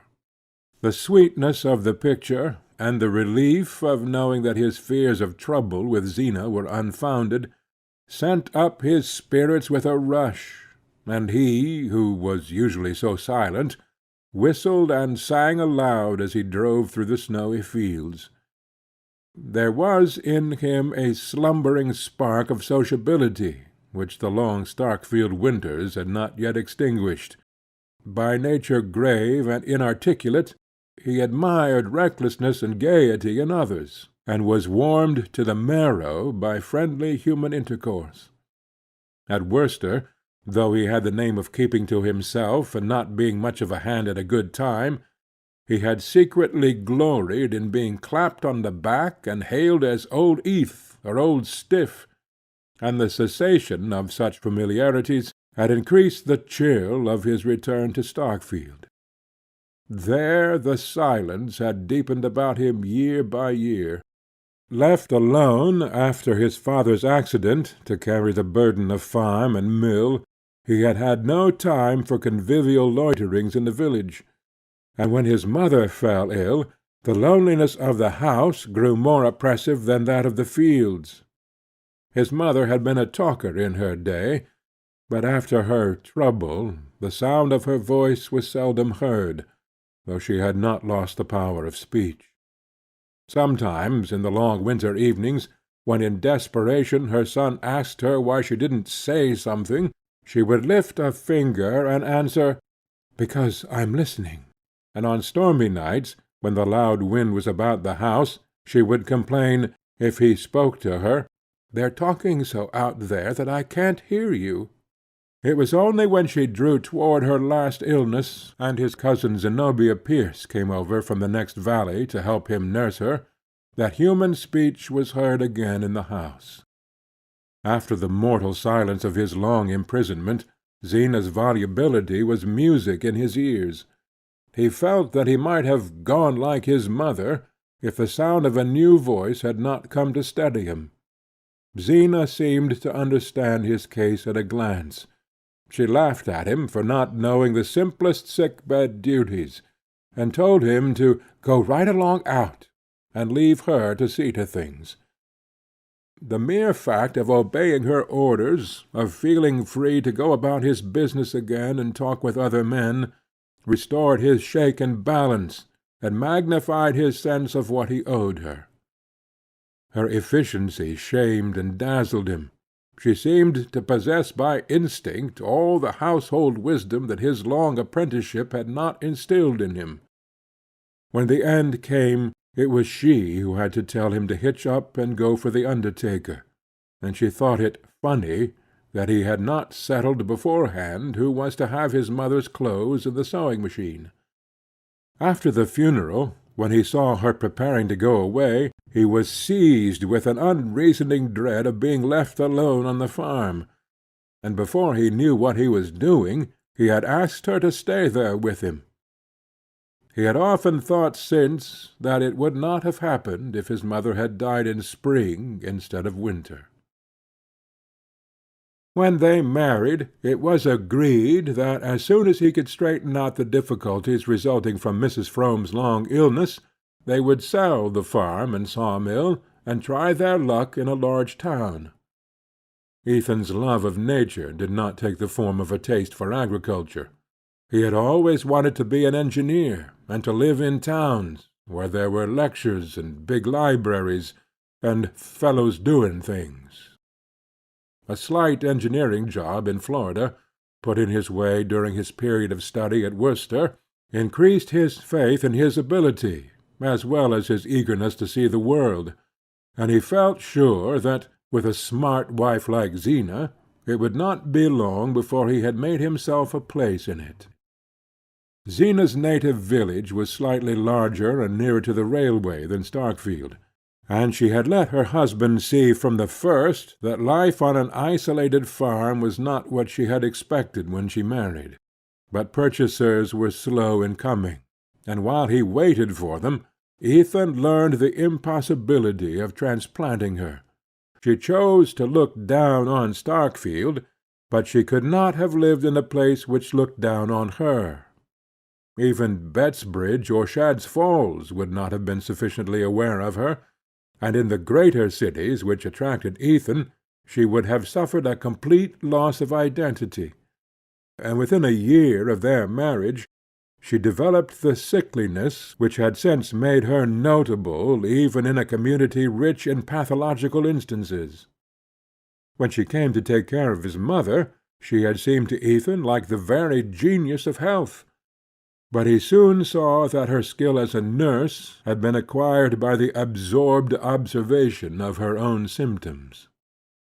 Then she too fell silent. Perhaps it was the inevitable effect of life on the farm, or perhaps, as she sometimes said, it was because Ethan never listened.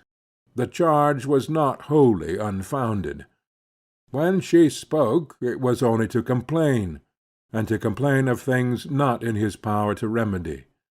And to check a tendency to impatient retort, he had first formed the habit of not answering her, and finally of thinking of other things while she talked. Of late, however, since he had reasons for observing her more closely, her silence had begun to trouble him. He recalled his mother's growing taciturnity, and wondered if Zena were also turning queer. Women did, he knew. Zena, who had at her fingers' ends the pathological chart of the whole region, had cited many cases of the kind while she was nursing his mother, and he himself knew of certain lonely farmhouses in the neighborhood, where stricken creatures pined, and of others where sudden tragedy had come of their presence. At times, looking at Zena's shut face, he felt the chill of such forebodings. At other times, her silence seemed deliberately assumed to conceal far-reaching intentions, mysterious conclusions drawn from suspicions and resentments impossible to guess. That supposition was even more disturbing than the other, and it was the one which had come to him the night before, when he had seen her standing in the kitchen door. Now her departure for Bettsbridge had once more eased his mind, and all his thoughts were on the prospect of his evening with Matty. Only one thing weighed on him, and that was his having told Zena that he was to receive cash for the lumber. He foresaw so clearly the consequences of this imprudence, that with considerable reluctance he decided to ask Andrew Hale for a small advance on his load. When Ethan drove into Hale's yard, the builder was just getting out of his sleigh. "Hello, Eth," he said. "This comes handy." Andrew Hale was a ruddy man, with a big grey moustache and a stubbly double chin unconstrained by a collar. But his scrupulously clean shirt was always fastened by a small diamond stud. This display of opulence was misleading, for though he did a fairly good business, it was known that his easy-going habits and the demands of his large family frequently kept him what Starkfield called behind. He was an old friend of Ethan's family, and his house was one of the few to which Zena occasionally went, drawn there by the fact that Mrs. Hale in her youth had done more doctoring than any other woman in Starkfield, and was still a recognized authority on symptoms and treatment. Hale went up to the Greys and patted their sweating flanks. "Well, sir," he said, "you keep them two as if they was pets." Ethan set about unloading the logs, and when he had finished his job he pushed open the glazed door of the shed which the builder used as his office. Hale sat with his feet up on the stove, his back propped against a battered desk strewn with papers. The place, like the man, was warm, genial, and untidy. "Sit right down and thaw out," he greeted Ethan.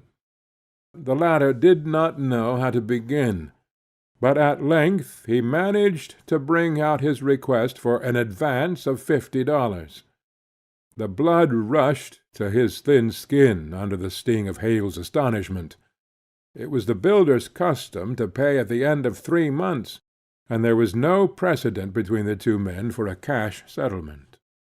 Ethan felt that if he had pleaded an urgent need, Hale might have made shift to pay him, but pride and an instinctive prudence kept him from resorting to this argument. After his father's death it had taken time to get his head above water, and he did not want Andrew Hale, or any one else in Starkfield, to think he was going under again. Besides, he hated lying. If he wanted the money, he wanted it, and it was nobody's business to ask why. He therefore made his demand with the awkwardness of a proud man who will not admit to himself that he is stooping, and he was not much surprised at Hale's refusal. The builder refused genially, as he did everything else. He treated the matter as something in a matter of a practical joke, and wanted to know if Ethan meditated buying a grand piano or adding a cupola to his house, offering in the latter case to give his services free of cost. Ethan's arts were soon exhausted, and after an embarrassed pause he wished Hale good day and opened the door of the office. As he passed out, the builder suddenly called after him, "See here, you ain't in a tight place, are you?" "Not a bit," Ethan's pride retorted before his reason had time to intervene. "Well, that's good, because I am a shade. Fact is, I was going to ask you to give me a little extra time on that payment.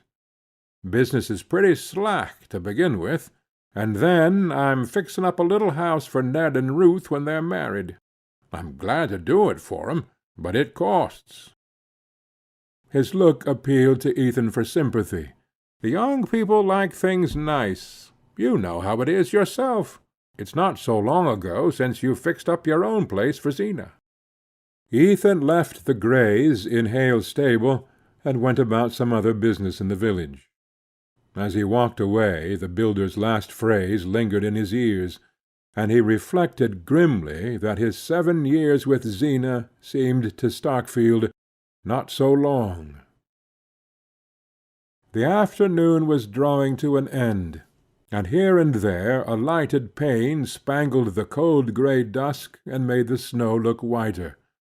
The bitter weather had driven every one indoors, and Ethan had the long rural street to himself. Suddenly he heard the brisk play of sleigh-bells, and a cutter passed him, drawn by a free-going horse. Ethan recognized Michael Eady's roan colt, and young Dennis Eady, in a handsome new fur cap, leaned forward and waved a greeting. "Hello, Eth!" he shouted, and spun on. The cutter was going in the direction of the Frome farm, and Ethan's heart contracted as he listened to the dwindling bells. What more likely than that Dennis Eady had heard of Zena's departure for Bettsbridge, and was profiting by the opportunity to spend an hour with Matty? Ethan was ashamed of the storm of jealousy in his breast. It seemed unworthy of the girl that his thoughts of her should be so violent. He walked on to the church corner, and entered the shade of the Varnum spruces, where he had stood with her the night before. As he passed into their gloom, he saw an indistinct outline just ahead of him. At his approach it melted for an instant into 2 separate shapes, and then conjoined again, and he heard a kiss, and a half-laughing "Oh!" provoked by the discovery of his presence. Again the outline hastily disunited, and the Varnum gate slammed on one half, while the other hurried on ahead of him. Ethan smiled at the discomfiture he had caused. What did it matter to Ned Hale and Ruth Varnum if they were caught kissing each other? Everybody in Starkfield knew they were engaged. It pleased Ethan to have surprised a pair of lovers on the spot where he and Matty had stood with such a thirst for each other in their hearts, and he felt a pang at the thought that these two need not hide their happiness. He fetched the Greys from Hale's stable, and started on his long climb back to the farm. The cold was less sharp than earlier in the day, and a thick fleecy sky threatened snow for the morrow. Here and there a star pricked through, showing behind it a deep well of blue. In an hour or two the moon would push over the ridge behind the farm, burn a gold-edged rent in the clouds, and then be swallowed by them. A mournful peace hung on the fields, as though they felt the relaxing grasp of the cold, and stretched themselves in their long winter sleep. Ethan's ears were alert for the jingle of sleigh-bells, but not a sound broke the silence of the lonely road. As he drew near the farm, he saw, through the thin screen of larches at the gate, a light twinkling in the house above him. "She's up in her room," he said to himself, "fixing herself up for supper." And he remembered Zena's sarcastic stare when Matty, on the evening of her arrival, had come down to supper with smooth hair and a ribbon at her neck. He passed by the graves on the knoll, and turned his head to glance at one of the older headstones, which had interested him deeply as a boy because it bore his name. Sacred to the memory of Ethan Frome and Endurance his wife, who dwelled together in peace for 50 years. He used to think that 50 years sounded like a long time to live together, but now it seemed to him that they might pass in a flash. Then, with a sudden dart of irony, He wondered if, when their turn came, the same epitaph would be written over him and Zina. He opened the barn door and craned his head into the obscurity, half fearing to discover Denis Eady's roan colt in the stall beside the sorrel. But the old horse was there alone, mumbling his crib with toothless jaws, and Ethan whistled cheerfully while he bedded down the greys and shook an extra measure of oats into their mangers. His was not a tuneful throat, but harsh melodies burst from it as he locked the barn and sprang up the hill to the house. He reached the kitchen porch and turned the door-handle, but the door did not yield to his touch. Startled at finding it locked, he rattled the handle violently. Then he reflected that Matty was alone, and that it was natural she should barricade herself at nightfall. He stood in the darkness expecting to hear her step. It did not come, and after vainly straining his ears, he called out in a voice that shook with joy, "Hello, Mat!" Silence answered, but in a minute or two he caught a sound on the stairs, and saw a line of light about the door-frame, as he had seen it the night before. So strange was the precision with which the incidents of the previous evening were repeating themselves, that he half expected, when he heard the key turn, to see his wife before him on the threshold. But the door opened, and Matty faced him. She stood just as Zina had stood, a lifted lamp in her hand against the black background of the kitchen. She held the light at the same level, and it drew out with the same distinctness her slim young throat and the brown wrist no bigger than a child's. Then, striking upward, it threw a lustrous fleck on her lips, edged her eyes with velvet shade, and laid a milky whiteness above the black curve of her brows. She wore her usual dress of darkish stuff, and there was no bow at her neck, but through her hair she had run a streak of crimson ribbon. This tribute to the unusual transformed and glorified her. She seemed to Ethan taller, fuller, more womanly in shape and motion. She stood aside, smiling silently, while he entered, and then moved away from him with something soft and flowing in her gait. She set the lamp on the table, and he saw that it was carefully laid for supper, with fresh doughnuts, stewed blueberries, and his favorite pickles in a dish of gay red glass. A bright fire glowed in the stove, and the cat lay stretched before it, watching the table with a drowsy eye. Ethan was suffocated with a sense of well-being. He went out into the passage to hang up his coat and pull off his wet boots. When he came back, Matty had set the teapot on the table, and the cat was rubbing itself persuasively against her ankles. "Why, Puss, I nearly tripped over you!"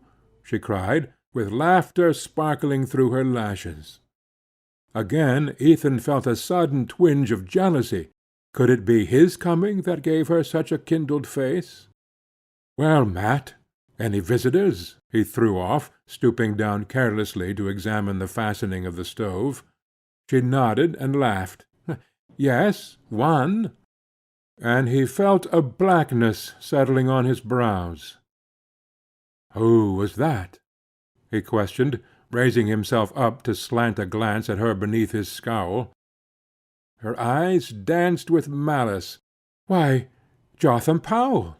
He came in after he got back, and asked for a drop of coffee before he went down home." The blackness lifted, and light flooded Ethan's brain. "Well, that all? Well, I hope you made out to let him have it." And after a pause, he felt it right to add, "I suppose he got Zina over to the flats all right?" "Oh, yes, in plenty of time."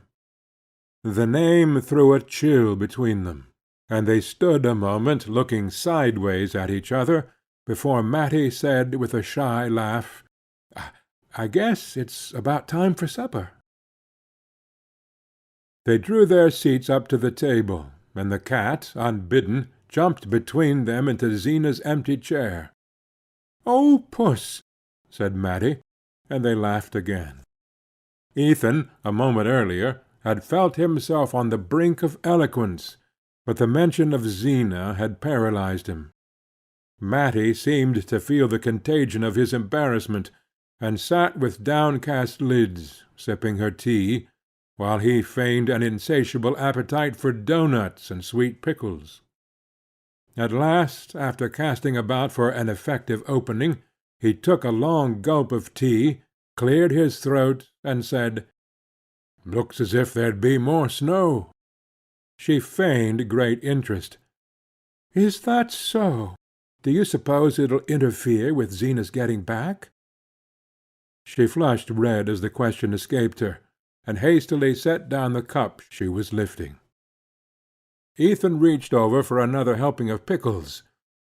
"You never can tell, this time of year. It drifts so bad on the flats." The name had benumbed him again, and once more he felt as if Zena were in the room between them. "Oh, Puss, you're too greedy!" Matty cried. The cat, unnoticed, had crept up on muffled paws from Zena's seat to the table, and was stealthily elongating its body in the direction of the milk-jug, which stood between Ethan and Matty. The two leaned forward at the same moment, and their hands met on the handle of the jug. Matty's hand was underneath, and Ethan kept his clasped on it a moment longer than was necessary. The cat, profiting by this unusual demonstration, tried to effect an unnoticed retreat, and in doing so backed into the pickle-dish, which fell to the floor with a crash. Matty, in an instant, had sprung from her chair, and was down on her knees by the fragments. "Oh, Ethan! Ethan! It's all to pieces! What will Zena say?" By this time his courage was up. "Well, she'll have to say it to the cat, anyway," he rejoined with a laugh, kneeling down at Matty's side to scrape up the swimming pickles. She lifted stricken eyes to him. "Yes, but, you see, she never meant it should be used, not even when there was company. And I had to get up on the step-ladder to reach it down from the top shelf of the china closet, where she keeps it with all her best things. And of course she'll want to know why I did it." The case was so serious that it called forth all of Ethan's latent resolution. "She needn't know anything about it if you keep quiet. I'll get another just like it tomorrow. Where did it come from? I'll go to Shad's Falls for it if I have to." "Oh, you'll never get another one there. It was a wedding present, don't you remember? It came all the way from Philadelphia, from Zena's aunt that married the minister. That's why she wouldn't ever use it. Oh, Ethan, Ethan, what in the world shall I do?" She began to cry, and he felt as if every one of her tears were pouring over him like burning lead. "Don't, Mat, don't. Oh, don't," he implored her. She struggled to her feet, and he rose and followed her helplessly while she spread out the pieces of glass on the kitchen dresser. It seemed to him as if the shattered fragments of their evening lay there. "Here, give them to me," he said in a voice of sudden authority. She drew aside, instinctively obeying his tone. "Oh, Ethan, what are we going to do?" Without replying, he gathered the pieces of glass into his broad palm, and walked out of the kitchen to the passage. There he lit a candle-end, opened the china closet, and reaching his long arm up to the highest shelf, laid the pieces together with such accuracy of touch that a close inspection convinced him of the impossibility of detecting from below that the dish was broken. If he glued it together the next morning, months might elapse before his wife noticed what had happened, and meanwhile he might after all be able to match the dish at Shad's Falls or Bettsbridge. Having satisfied himself that there was no risk of immediate discovery, he went back to the kitchen with a lighter step, and found Matty disconsolately removing the last scraps of pickle from the floor. "It's all right, Mat. Come back and finish supper," he commanded her.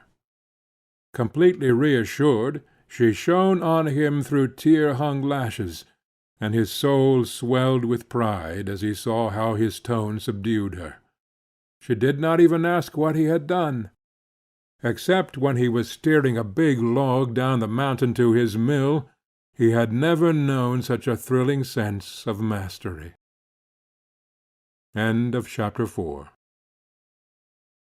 Chapter 5. They finished supper, and while Matty cleared the table, Ethan went to look at the cows, and then took a last turn about the house. The earth lay dark under a muffled sky, and the air was so still that now and then he heard a lump of snow come thumping down from a tree far off on the edge of the wood-lot. When he returned to the kitchen, Matty had pushed up his chair to the stove, and seated herself near the lamp with a bit of sewing. The scene was just as he had dreamed of it that morning. He sat down, drew his pipe from his pocket, and stretched his feet to the glow. His hard day's work in the keen air made him feel at once lazy and light of mood, and he had a confused sense of being in another world where all was warmth and harmony, and time could bring no change. The only drawback to his complete well-being was the fact that he could not see Matty from where he sat, but he was too indolent to move, and after a moment he said, "Come over here and sit by the stove." Zena's empty rocking-chair stood facing him. Matty rose obediently and seated herself in it. As her young brown head detached itself against the patchwork cushion that habitually framed his wife's gaunt countenance, Ethan had a momentary shock. It was almost as if the other face, the face of the superseded woman, had obliterated that of the intruder. After a moment Matty seemed to be affected by the same sense of restraint. She changed her position, leaning forward to bend her head above her work, so that he saw only the foreshortened tip of her nose and the streak of red in her hair. Then she slipped to her feet, saying, "I can't see to sew," and went back to her chair by the lamp. Ethan made a pretext of getting up to replenish the stove, and when he returned to his seat he pushed it sideways that he might get a view of her profile, and of the lamplight falling on her hands. The cat, who had been a puzzled observer of these unusual movements, jumped up into Zena's chair, rolled itself into a ball, and lay watching them with narrowed eyes. Deep quiet sank on the room. The clock ticked above the dresser, a piece of charred wood fell now and then in the stove, and the faint sharp scent of the geraniums mingled with the odour of Ethan's smoke, which began to throw a blue haze about the lamp, and to hang its greyish cobwebs in the shadowy corners of the room. All constraint vanished between the two, and they began to talk easily and simply. They spoke of everyday things, of the prospect of snow, of a next church sociable, of the loves and quarrels of Starkfield. The commonplace nature of what they said produced in Ethan an illusion of long-established intimacy, which no outburst of emotion could have given, and he set his imagination adrift on the fiction that they had always spent their evenings thus, and would always go on doing so. "This is the night we were to have gone coasting, Mat," he said at length, with the rich sense as he spoke that they could go on any other night they chose, since they had all time before them. She smiled back at him. "I guess you forgot." "No, I didn't forget, but it's as dark as Egypt outdoors. We might go tomorrow, if there's a moon." She laughed with pleasure, her head tilted back, the lamplight sparkling on her lips and teeth. "That would be lovely, Ethan." He kept his eyes fixed on her, marvelling at the way her face changed with each turn of their talk, like a wheat-field under a summer breeze. It was intoxicating to find such magic in his clumsy words, and he longed to try new ways of using it. "Would you be scared to go down the Corbury Road with me on a night like this?" he asked. Her cheeks burned redder. "I ain't any more scared than you are." "Well, I'd be scared then. I wouldn't do it. That's an ugly corner down by the big elm. If a feller didn't keep his eyes open, he'd go plumb into it." He luxuriated in the sense of protection and authority which his words conveyed. To prolong and intensify the feeling, he added, "I guess we're well enough here." She let her lids sink slowly in the way he loved. "Yes, we're well enough here," she sighed. Her tone was so sweet that he took the pipe from his mouth and drew his chair up to the table. Leaning forward, he touched the farther end of the strip of brown stuff that she was hemming. "Say, Mat," he began with a smile, "what do you think I saw under the Varnum spruces coming along home just now? I saw a friend of yours getting kissed." The words had been on his tongue all the evening, but now that he had spoken them, they struck him as inexpressively vulgar and out of place. Matty blushed to the roots of her hair, and pulling her needle rapidly twice or thrice through her work, insensibly drawing the end of it away from him. "I suppose it was Ruth and Ned," she said in a low voice, as though he had suddenly touched on something grave. Ethan had imagined that his allusion might open the way to the accepted pleasantries, and these, perhaps, in turn, to a harmless caress, if only a mere touch on her hand. But now he felt as if her blush had set a flaming guard about her. He supposed it was his natural awkwardness that made him feel so. He knew that most young men made nothing at all of giving a pretty girl a kiss, and he remembered that the night before, when he had put his arm about Matty, she had not resisted. But that had been out of doors, under the open, irresponsible night. Now, in the warm lamp-lit room, with all its ancient implications of conformity and order, she seemed infinitely farther away from him and more unapproachable. To ease his constraint, he said, "I suppose they'll be setting a date before long." "Yes, I shouldn't wonder if they got married some time along in the summer." She pronounced the word married as if her voice caressed it. It seemed a rustling covert leading to enchanted glades. A pang shot through Ethan, and he said, twisting away from her in his chair, "It'll be your turn next, I wouldn't wonder." She laughed a little uncertainly. "Why do you keep on saying that?" He echoed her laugh. "I guess I do it to get used to the idea." He drew up to the table again, and she sewed on in silence, with drooped lashes, while he sat in fascinated contemplation of the way in which her hands went up and down above the strip of stuff, just as he had seen a pair of birds make short perpendicular flights over a nest they were building. At length, without turning her head or lifting her lids, she said in a low tone, "It's not because you think Zena's got anything against me, is it?" His former dread started up full-armed at the suggestion. "Why, what do you mean?" he stammered. She raised distressed eyes to his, her work dropping on the table between them. "I don't know. I thought last night she seemed to have." "I'd like to know what," he growled. "Nobody can tell with Zena." It was the first time they had ever spoken so openly of her attitude toward Matty, and the repetition of the name seemed to carry it to the farther corners of the room and send it back to them in long repercussions of sound. Matty waited, as if to give the echo time to drop, and then went on. "She hasn't said anything to you?" He shook his head. "No, not a word."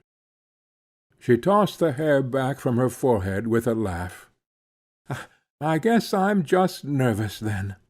I'm not going to think about it any more." "Oh, no, don't let's think about it, Mat. The sudden heat of his tone made her color mount again, not with a rush, but gradually, delicately, like the reflection of a thought stealing slowly across her heart. She sat silent, her hands clasped on her work, and it seemed to him that a warm current flowed toward him along the strip of stuff that still lay unrolled between them. Cautiously he slid his hand palm downward along the table, till his finger-tips touched the end of the stuff. A faint vibration of her lashes seemed to show that she was aware of his gesture, and that it had sent a counter-current back to her, and she let her hands lie motionless on the other end of the strip. As they sat thus, he heard a sound behind him and turned his head. The cat had jumped from Zena's chair to dart at a mouse in the wainscot, and as a result of the sudden movement, the empty chair had set up a spectral rocking. "She'll be rocking in it herself this time tomorrow," Ethan thought. "I've been in a dream, and this is the only evening we'll ever have together." The return to reality was as painful as the return to consciousness after taking an anesthetic. His body and brain ached with indescribable weariness, and he could think of nothing to say or to do that should arrest the mad flight of the moments. His alteration of mood seemed to have communicated itself to Matty. She looked up at him languidly, as though her lids were weighted with sleep, and it cost her an effort to raise them. Her glance fell on his hand, which now completely covered the end of her work, and grasped it as if it were a part of herself. He saw a scarcely perceptible tremor cross her face, and without knowing what he did, he stooped his head and kissed the bit of stuff in his hold. As his lips rested on it, he felt it glide slowly from beneath him, and saw that Matty had risen, and was silently rolling up her work. She fastened it with a pin, and then, finding her thimble and scissors, put them with the roll of stuff into the box covered with fancy paper, which he had once brought to her from Bettsbridge. He stood up also, looking vaguely about the room. The clock above the dresser struck 11. "Is the fire all right?" she asked in a low voice. He opened the door of the stove, and poked aimlessly at the embers. When he raised himself again, he saw that she was dragging toward the stove the old soap-box lined with carpet in which the cat made its bed. Then she recrossed the floor, and lifted 2 of the geranium pots in her arms, moving them away from the cold window. He followed her, and brought the other geraniums, the hyacinth bulbs in a cracked custard bowl, and the German ivy trained over an old croquet hoop. When these nightly duties were performed, there was nothing left to do but to bring in the tin candlestick from the passage, light the candle, and blow out the lamp. Ethan put the candlestick in Matty's hand, and she went out of the kitchen ahead of him, the light that she carried before her making her dark hair look like a drift of mist on the moon. "Good night, Mat," he said, as she put her foot on the first step of the stairs. She turned and looked at him a moment. "Good night, Ethan," she answered, and went up. When the door of her room had closed on her, he remembered that he had not even touched her hand.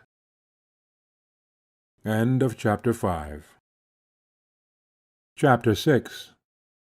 The next morning, at breakfast, Jotham Powell was between them, and Ethan tried to hide his joy under an air of exaggerated indifference, lounging back in his chair to throw scraps at the cat, growling at the weather, and not so much as offering to help Matty when she rose to clear away the dishes.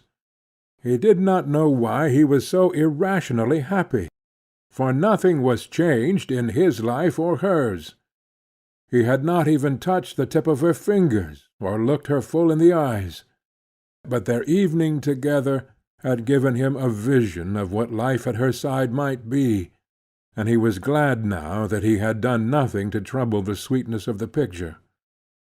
He had a fancy that she knew what had restrained him. There was a last load of lumber to be hauled to the village, and Jotham Powell, who did not work regularly for Ethan in winter, had come round to help with the job. But a wet snow, melting to sleet, had fallen in the night, and turned the roads to glass. There was more wet in the air, and it seemed likely to both men that the weather would milden toward afternoon, and make the going safer. Ethan therefore proposed to his assistant that they should load the sledge at the wood-lot, as they had done on the previous morning, and put off the teaming to Starkfield till later in the day. This plan had the advantage of enabling him to send Jotham to the flats after dinner to meet Zenobia, while he himself took the lumber down to the village. He told Jotham to go out and harness up the greys, and for a moment he and Matty had the kitchen to themselves.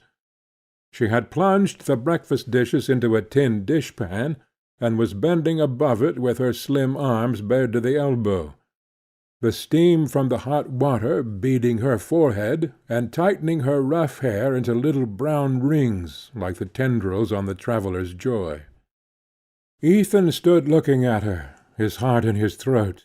He wanted to say, "We shall never be alone again like this."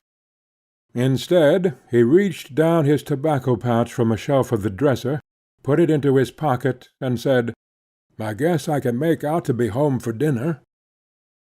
She answered, "All right, Ethan," and he heard her singing over the dishes as he went.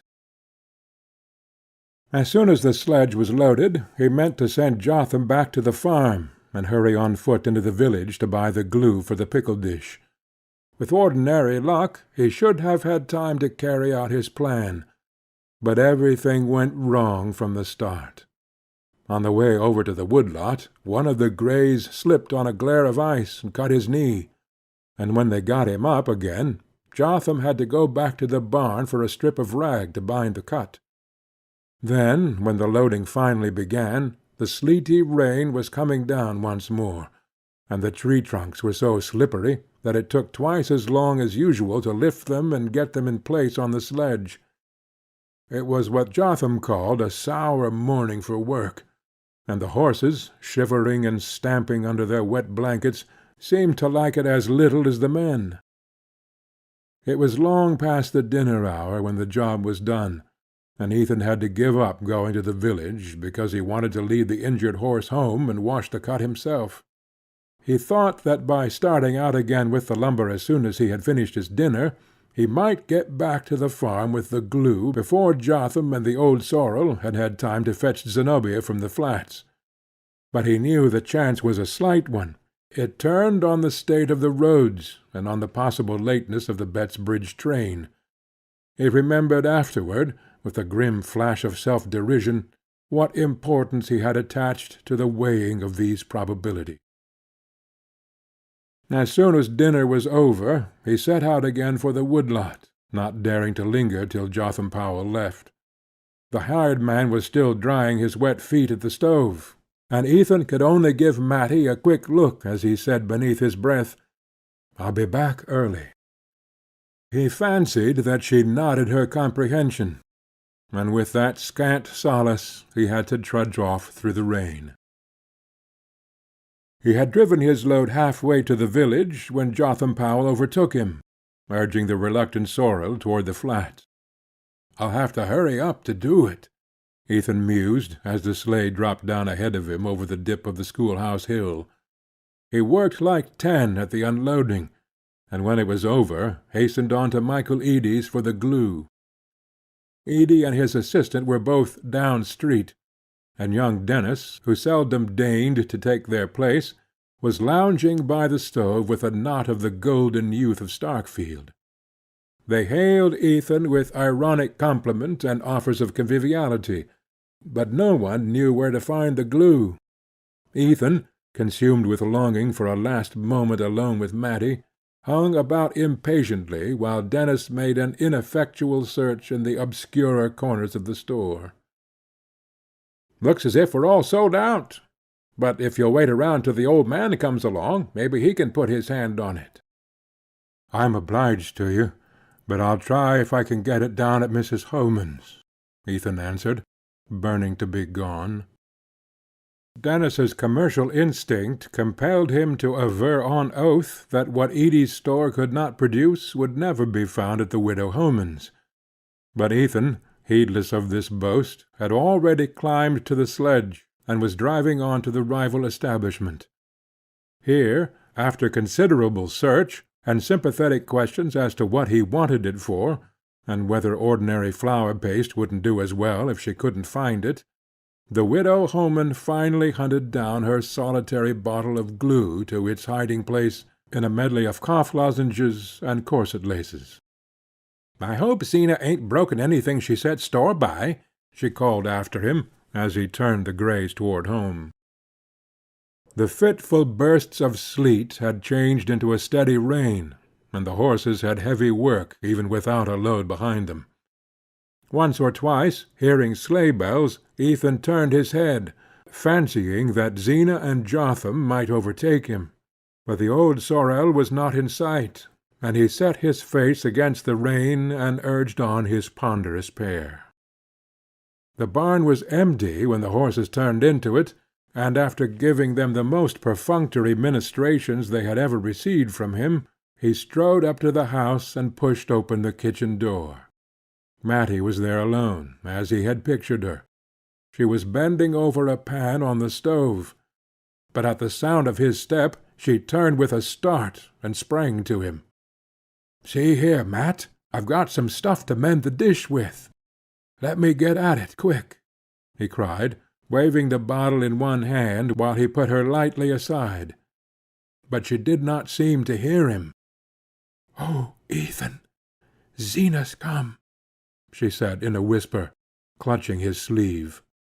They stood and stared at each other, pale as culprits. "But the sorrel's not in the barn," Ethan stammered. "Jotham Powell brought some goods over from the flats for his wife, and he drove right on home with them," she explained. He gazed blankly about the kitchen, which looked cold and squalid in the rainy winter twilight. "How is she?" he asked, dropping his voice to Matty's whisper. She looked away from him uncertainly. "I don't know. She went right up to her room." "She didn't say anything?" "No." Ethan let out his doubts in a low whistle, and thrust the bottle back into his pocket. "Don't fret. I'll come down and mend it in the night," he said. He pulled on his wet coat again and went back to the barn to feed the greys. While he was there, Jotham Powell drove up with the sleigh, and when the horses had been attended to, Ethan said to him, "He might as well come back up for a bite." He was not sorry to assure himself of Jotham's neutralizing presence at the supper table, for Zena was always nervous after a journey. But the hired man, though seldom loath to accept a meal not included in his wages, opened his stiff jaws to answer slowly, "I'm obliged to you, but I guess I'll go along back." Ethan looked at him in surprise. "Better come up and dry off. Looks as if there'd be something hot for supper." Jotham's facial muscles were unmoved by this appeal, and, his vocabulary being limited, he merely repeated, "I guess I'll go along back." To Ethan there was something vaguely ominous in this stolid rejection of free food and warmth, and he wondered what had happened on the drive to nerve Jotham to such stoicism. Perhaps Zena had failed to see the new doctor, or had not liked his counsels. Ethan knew that in such cases the first person she met was likely to be held responsible for her grievance. When he re-entered the kitchen, the lamp lit up the same scene of shining comfort as on the previous evening. The table had been as carefully laid, a clear fire glowed in the stove, the cat dozed in its warmth, and Matty came forward carrying a plate of doughnuts. She and Ethan looked at each other in silence. Then she said, as she had said the night before, "I guess it's about time for supper."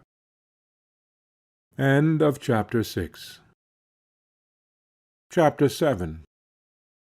Ethan went out into the passage to hang up his wet garments. He listened for Zena's step, and not hearing it, called her name up the stairs.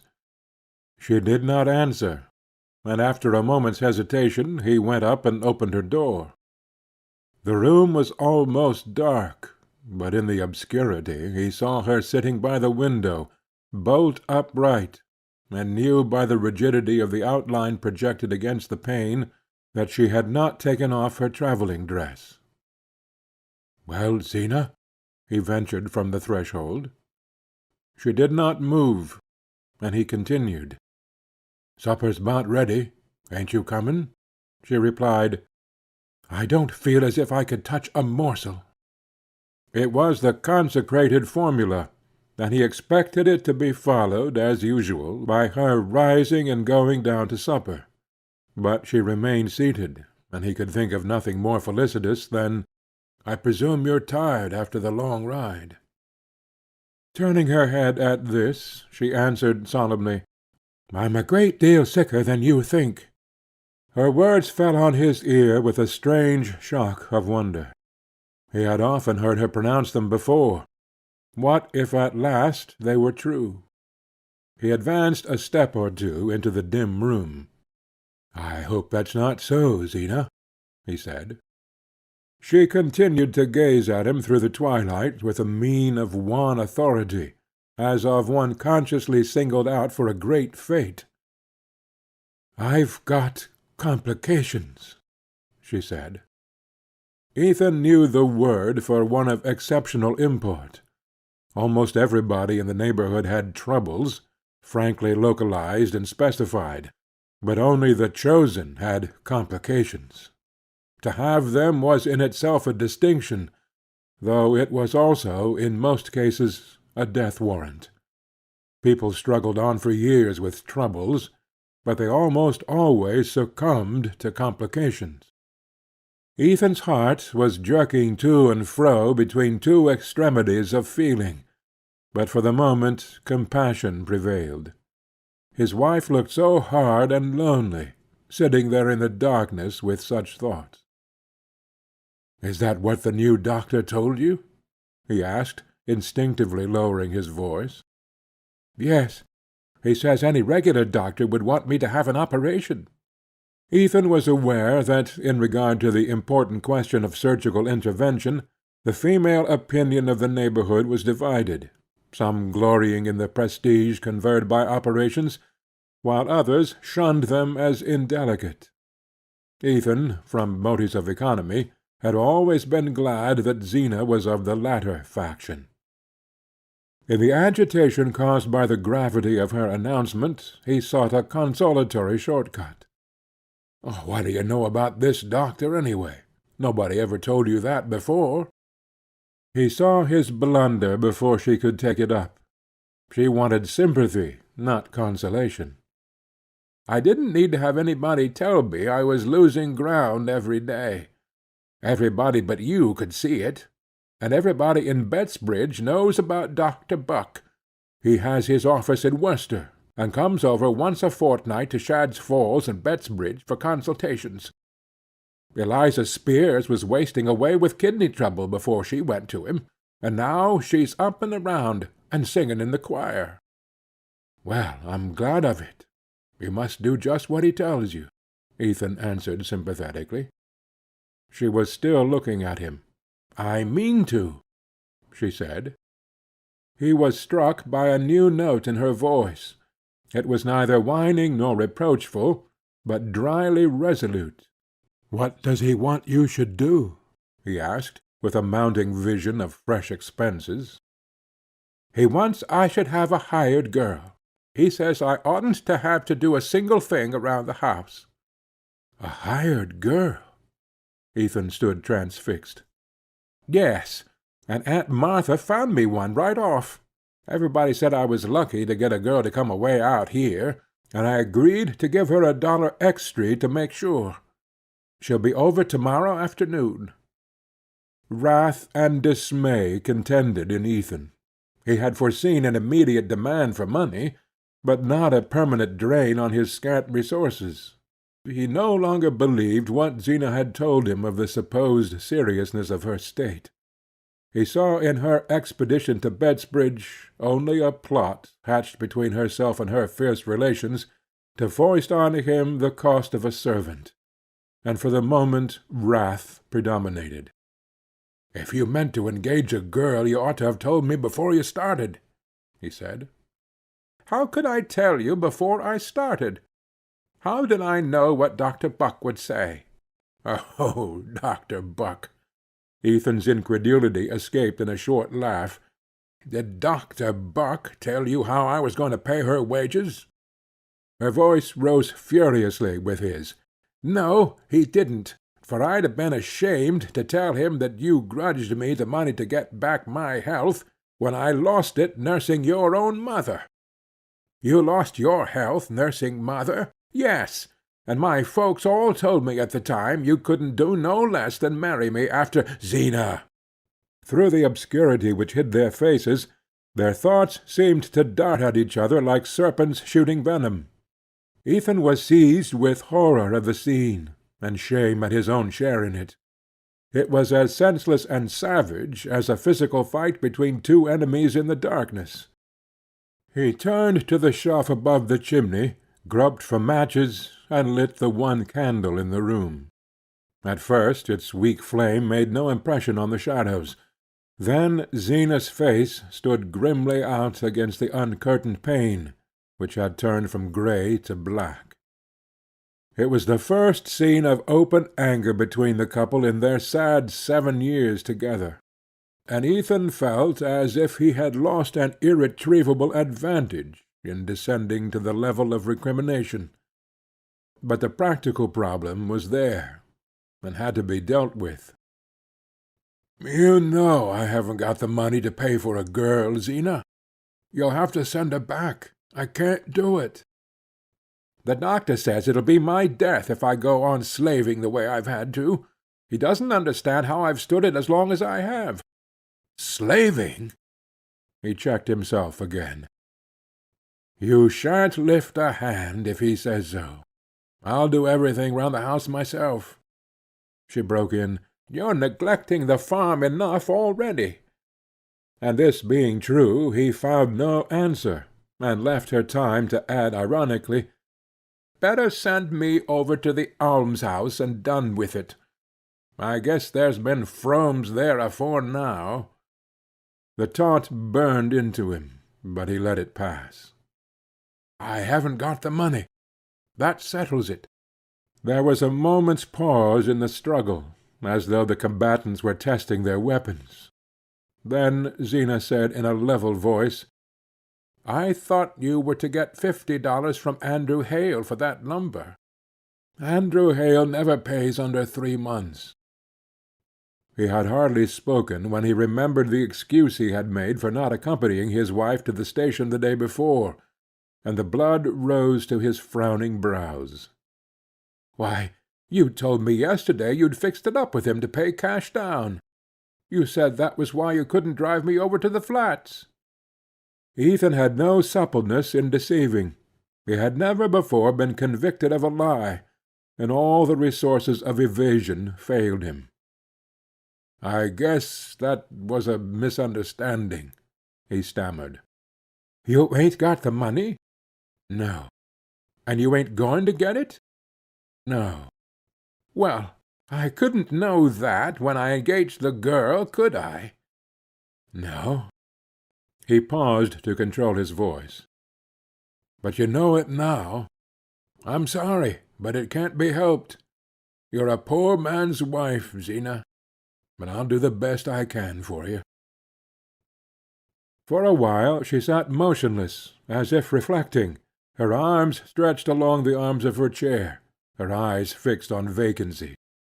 "Oh, I guess we'll make out," she said mildly.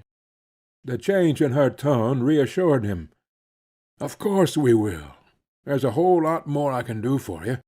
And Matty—" Zina, while he spoke, seemed to be following out some elaborate mental calculation. She emerged from it to say, "There'll be Matty's board less, anyhow." Ethan, supposing the discussion to be over, had turned to go down to supper. He stopped short, not grasping what he heard. "Matty's board less?" he began. Zena laughed.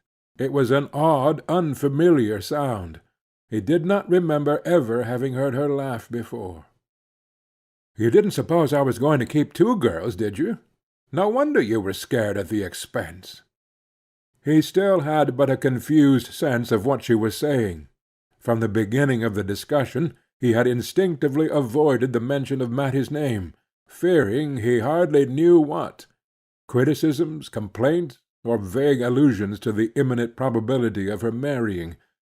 But the thought of a definite rupture had never come to him, and even now could not lodge itself in his mind. "I don't know what you mean." "Matty Silver's not a hired girl. She's your relation. She's a pauper that hung on to us all after her father done his best to ruin us. I've kept her here a whole year. It's somebody else's turn now." As the shrill words shot out, Ethan heard a tap on the door, which he had drawn shut when he turned back from the threshold. "Ethan! Zena!" Matty's voice sounded gaily from the landing. "Do you know what time it is? Supper's been ready half an hour." Inside the room there was a moment's silence. Then Zena called out from her seat, "I'm not coming down to supper." "Oh, I'm sorry. Aren't you well? Shan't I bring you up a bite of something?" Ethan roused himself with an effort and opened the door. "Go along down, Mat. Zena's just a little tired. I'm coming." He heard her "All right," and her quick step on the stairs. Then he shut the door and turned back into the room. His wife's attitude was unchanged, her face inexorable, and he was seized with the despairing sense of his helplessness. "You ain't gonna do it, Zena." "Do what?" she emitted from flattened lips. "Send Matty away, like this." "I never bargained to take her for life," he continued with rising vehemence. "You can't put her out of the house like a thief, a poor girl without friends or money. She's done her best for you. She's got no place to go to. You may forget she's your kin, but everybody else'll remember it. If you do a thing like that, what do you suppose folks'll say of you?" Zena waited a moment, as if giving him time to feel the full force of the contrast between his own excitement and her composure. Then she replied in the same smooth voice, "I know well enough what they say of my having kept her here as long as I have." Ethan's hand dropped from the door-knob, which he had held clenched since he had drawn the door shut on Matty. His wife's retort was like a knife-cut across the sinews, and he felt suddenly weak and powerless. He had meant to humble himself, to argue that Matty's keep didn't cost much, after all, that he could make out to buy a stove and fix up a place in the attic for the hired girl. But Zena's words revealed the peril of such pleadings. "You mean to tell her she's got to go, at once," he faltered out, in terror of letting his wife complete her sentence. As if trying to make him see reason, she replied impartially, "The girl will be over from Bettsbridge to-morrow, and I presume she's got to have somewheres to sleep." Ethan looked at her with loathing. She was no longer the listless creature who had lived at his side in a state of sullen self-absorption, but a mysterious alien presence, an evil energy secreted from the long years of silent brooding. It was the sense of his helplessness that sharpened his antipathy. There had never been anything in her that one could appeal to, but as long as he could ignore and command he had remained indifferent. Now she had mastered him, and he abhorred her. Matty was her relation, not his. There were no means by which he could compel her to keep the girl under her roof. All the long misery of his baffled past, of his youth of failure, hardship, and vain effort, rose up in his soul in bitterness, and seemed to take shape before him in the woman who at every turn had barred his way.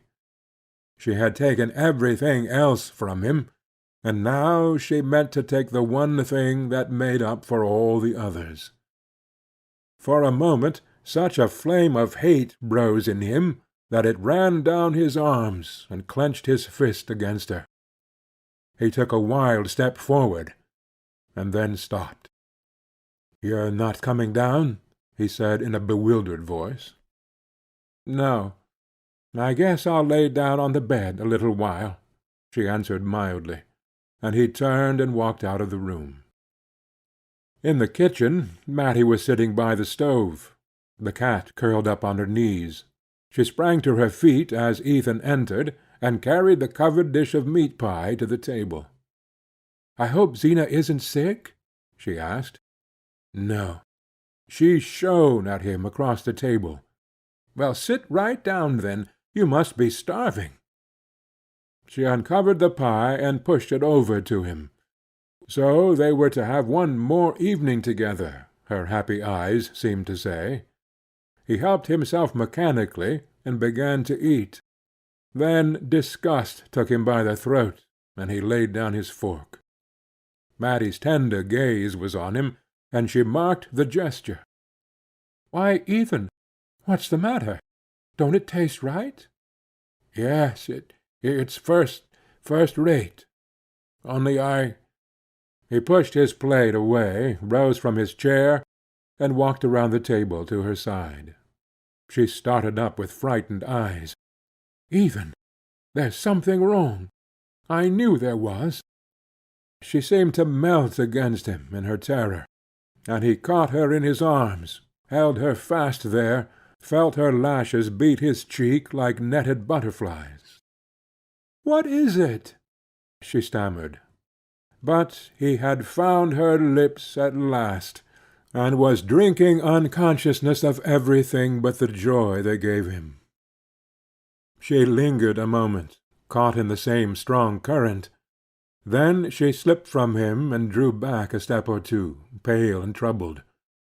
Her look smote him with compunction, and he cried out, as if he saw her drowning in a dream, "You can't go, Mat. I'll never let you." "Go?" she stammered. "Must I go?" The words went on sounding between them as though a torch of warning flew from hand to hand through a black landscape. Ethan was overcome with shame at his lack of self-control in flinging the news at her so brutally. His head reeled, and he had to support himself against the table. All the while he felt as if he were still kissing her, and yet dying of thirst for her lips. "Ethan, what has happened? Is Zena mad with me?" Her cry steadied him, though it deepened his wrath and pity. "No, no," he assured her. "It's not that. But this new doctor has scared her about herself. You know she believes all they say the first time she sees them. And this one's told her she won't get well unless she lays up and don't do a thing about the house. Not for months." He paused, his eyes wandering from her miserably. She stood silent a moment, drooping before him like a broken branch. She was so small and weak-looking that it wrung his heart. But suddenly she lifted her head and looked straight at him. "And she wants somebody handier in my place. Is that it?" "That's what she says tonight." "If she says it tonight, she'll say it tomorrow." Both bowed to the inexorable truth.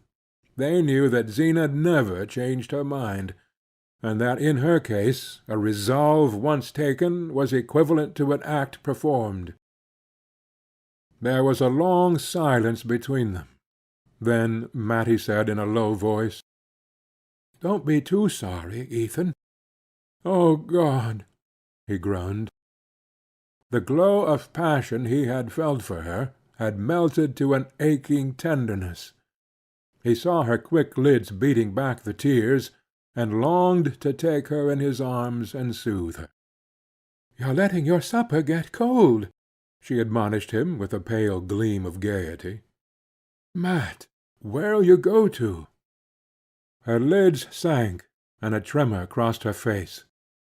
He saw that for the first time the thought of the future came to her distinctly. "I might get something to do over at Stamford," she faltered, as if knowing that he knew she had no hope. He dropped back into his seat and hid his face in his hands.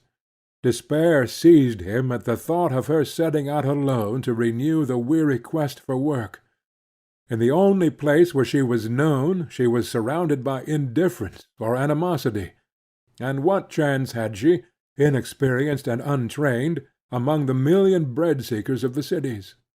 There came back to him miserable tales as he had heard at Worcester, and the faces of girls whose lives had begun as hopefully as Matty's.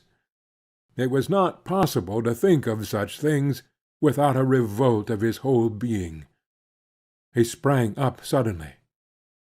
You can't go, Mat. I won't let you. She's always had her way, but I mean to have mine now." Matty lifted her hand with a quick gesture, and he heard his wife's step behind him. Zina came into the room with her dragging down at the heel step, and quietly took her accustomed seat between them. "I felt a little mite better, and Dr. Buck says I ought to eat all I can to keep my strength up, even if I ain't got any appetite," she said in her flat whine, reaching across Matty for the teapot. Her good dress had been replaced by the black calico and brown knitted shawl which formed her daily wear, and with them she had put on her usual face and manner. She poured out her tea, added a great deal of milk to it, helped herself largely to pie and pickles, and made the familiar gesture of adjusting her false teeth before she began to eat. The cat rubbed itself ingratiatingly against her, and she said, "Good pussy," stooped to stroke it, and gave it a scrap of meat from her plate. Ethan sat speechless, not pretending to eat, but Matty nibbled valiantly at her food, and asked Zina one or two questions about her visit to Bettsbridge. Zina answered in her everyday tone, and, warming to the theme, regaled them with several vivid descriptions of intestinal disturbances among her friends and relatives. She looked straight at Matty as she spoke, a faint smile deepening the vertical lines between her nose and chin. When supper was over, she rose from her seat and pressed her hand to the flat surface over the region of her heart. "That pie of yours always sets a mite heavy, Mat," she said, not ill-naturedly. She seldom abbreviated the girl's name, and when she did so, it was always a sign of affability. "I've a good mind to go and hunt up those stomach powders I got last year over in Springfield," she continued. "I ain't tried them for quite a while, and maybe they'll help the heartburn." Matty lifted her eyes. "Can't I get them for you, Zina?" she ventured. "No, they're in a place you don't know about," Zina answered darkly, with one of her secret looks. She went out of the kitchen, and Matty, rising, began to clear the dishes from the table. As she passed Ethan's chair, their eyes met and clung together desolately. The warm, still kitchen looked as peaceful as the night before. The cat had sprung to Zina's rocking-chair, and the heat of the fire was beginning to draw out the faint sharp scent of the geraniums. Ethan dragged himself wearily to his feet. "I'll go out and take a look around," he said, going toward the passage to get his lantern. As he reached the door, he met Zina coming back into the room, her lips twitching with anger, a flush of excitement on her sallow face. The shawl had slipped from her shoulders, and was dragging at her downtrodden heels, and in her hands she carried the fragments of the red glass pickle-dish. "I'd like to know who done this," she said, looking sternly from Ethan to Matty. There was no answer, and she continued in a trembling voice.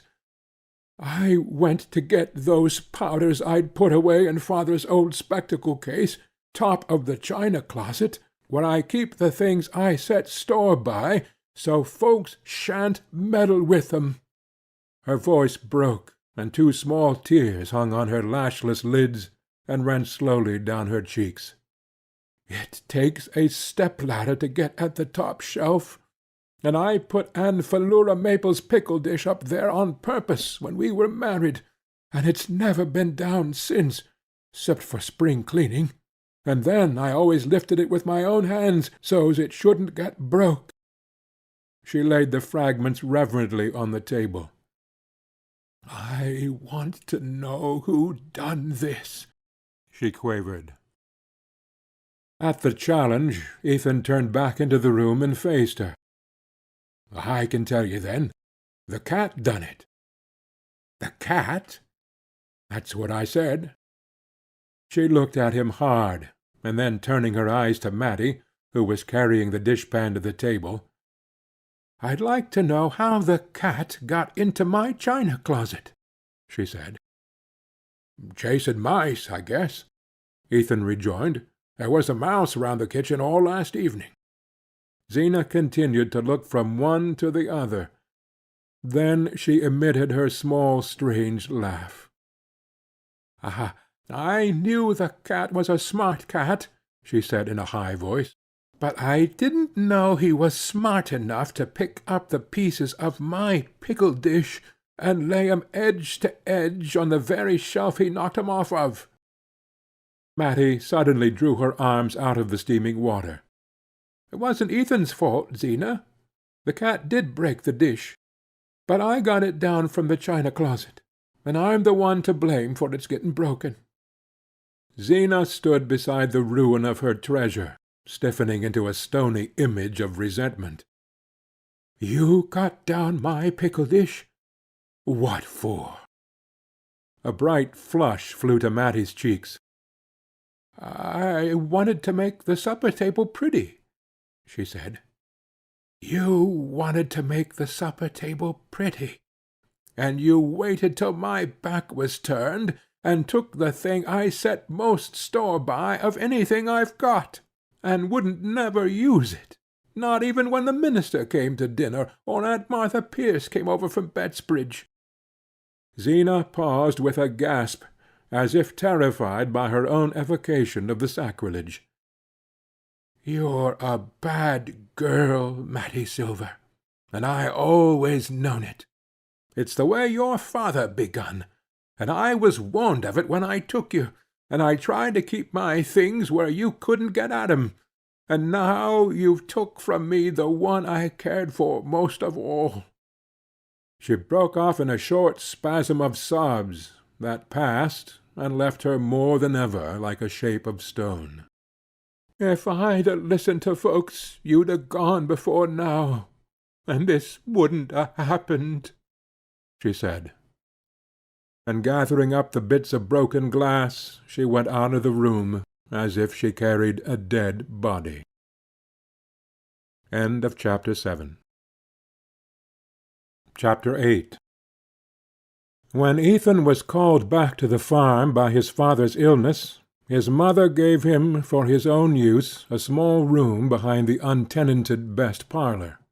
Here he had nailed up shelves for his books, built himself a box sofa out of boards and a mattress, laid out his papers on the kitchen table, hung on the rough plaster wall an engraving of Abraham Lincoln, and a calendar with Thoughts from the Poets, and tried with these meagre properties to produce some likeness to the study of a minister who had been kind to him and lent him books when he was at Worcester. He still took refuge there in summer, but when Matty came to live at the farm he had to give her his stove, and consequently the room was uninhabitable for several months of the year. To this retreat he descended as soon as the house was quiet, and Zena's steady breathing from the bed had assured him that there was to be no sequel to the scene in the kitchen. After Zena's departure, he and Matty had stood speechless, neither seeking to approach the other. Then the girl had returned to her task of cleaning up the kitchen for the night, and he had taken his lantern and gone on his usual round outside the house. The kitchen was empty when he came back to it, but his tobacco pouch and pipe had been laid on the table, and under them was a scrap of paper torn from the back of a seedsman's catalogue, on which 3 words were written: "Don't trouble, Ethan." Going into his cold dark study, he placed the lantern on the table, and stooping to its light, read the message again and again. It was the first time that Matty had ever written to him, and the possession of the paper gave him a strange new sense of her nearness, yet it deepened his anguish by reminding him that henceforth they would have no other way of communicating with each other. For the life of her smile, the warmth of her voice, only cold paper and dead words. Confused motions of rebellion stormed in him. He was too young, too strong, too full of the sap of living, to submit so easily to the destruction of his hopes. Must he wear out all his years at the side of a bitter, querulous woman? Other possibilities had been in him, possibilities sacrificed, one by one, to Zena's narrow-mindedness and ignorance. And what good had come of it? She was 100 times bitterer and more discontented than when he had married her. The one pleasure left her was to inflict pain on him. All the healthy instincts of self-defence rose up in him against such waste. He bundled himself into his old coonskin coat, and lay down on the box sofa to think. Under his cheek he felt a hard object with strange protuberances. It was a cushion which Zena had made for him when they were engaged, the only piece of needlework he had ever seen her do. He flung it across the floor, and propped his head against the wall. He knew a case of a man over the mountain, a young fellow of about his own age, who had escaped from just such a life of misery by going west with the girl he cared for. His wife had divorced him, and he had married the girl and prospered. Ethan had seen the couple the summer before at Shad's Falls, where they had come to visit relatives. They had a little girl with fair curls, who wore a gold locket, and was dressed like a princess. The deserted wife had not done badly either. Her husband had given her the farm, and she had managed to sell it, and with that and the alimony she had started a lunch-room at Bettsbridge, and bloomed into activity and importance. Ethan was fired by the thought. Why should he not leave with Matty the next day, instead of letting her go alone? He would hide his valise under the seat of the sleigh, and Zena would suspect nothing till she went upstairs for her afternoon nap, and found a letter on the bed. His impulses were still near the surface, and he sprang up, relit the lantern, and sat down at the table. He rummaged in the drawer for a sheet of paper, found one, and began to write. "Zena, I've done all I could for you, and I don't see as it's been any use. I don't blame you, nor do I blame myself. Maybe both of us will do better separate. I'm going to try my luck west, and you can sell the farm and mill and keep the money." His pen paused on the word, which brought home to him the relentless conditions of his lot. If he gave the farm and mill to Zena, what would be left him to start his own life with? Once in the West he was sure of picking up work. He would not have feared to try his chance alone. But with Matty depending on him, the case was different. And what of Zena's fate? Farm and mill were mortgaged to the limit of their value, and even if she found a purchaser, in itself an unlikely chance, it was doubtful if she could clear $1,000 on the sale. Meanwhile, how could she keep the farm going? It was only by incessant labor and personal supervision that Ethan drew a meagre living from his land, and his wife, even if she were in better health than she imagined, could never carry such a burden alone. Well, she could go back to her people then, and see what they could do for her. It was the fate she was forcing on Matty. Why not let her try it herself? By the time she had discovered his whereabouts and brought suit for divorce, He would probably, wherever he was, be earning enough to pay her a sufficient alimony, and the alternative was to let Matty go forth alone, with far less hope of ultimate provision. He had scattered the contents of the table-drawer in his search for a sheet of paper, and as he took up his pen his eye fell on an old copy of the Bettsbridge Eagle. The advertising sheet was folded uppermost, and he read the seductive words, "Trips to the West, reduced rates." He drew the lantern nearer and eagerly scanned the fares. Then the paper fell from his hand, and he pushed aside his unfinished letter. A moment ago he had wondered what he and Matty were to live on when they reached the West. Now he saw that he had not even the money to take her there. Borrowing was out of the question. 6 months before he had given his only security to raise funds for necessary repairs to the mill, and he knew that without security no one at Starkfield would lend him $10.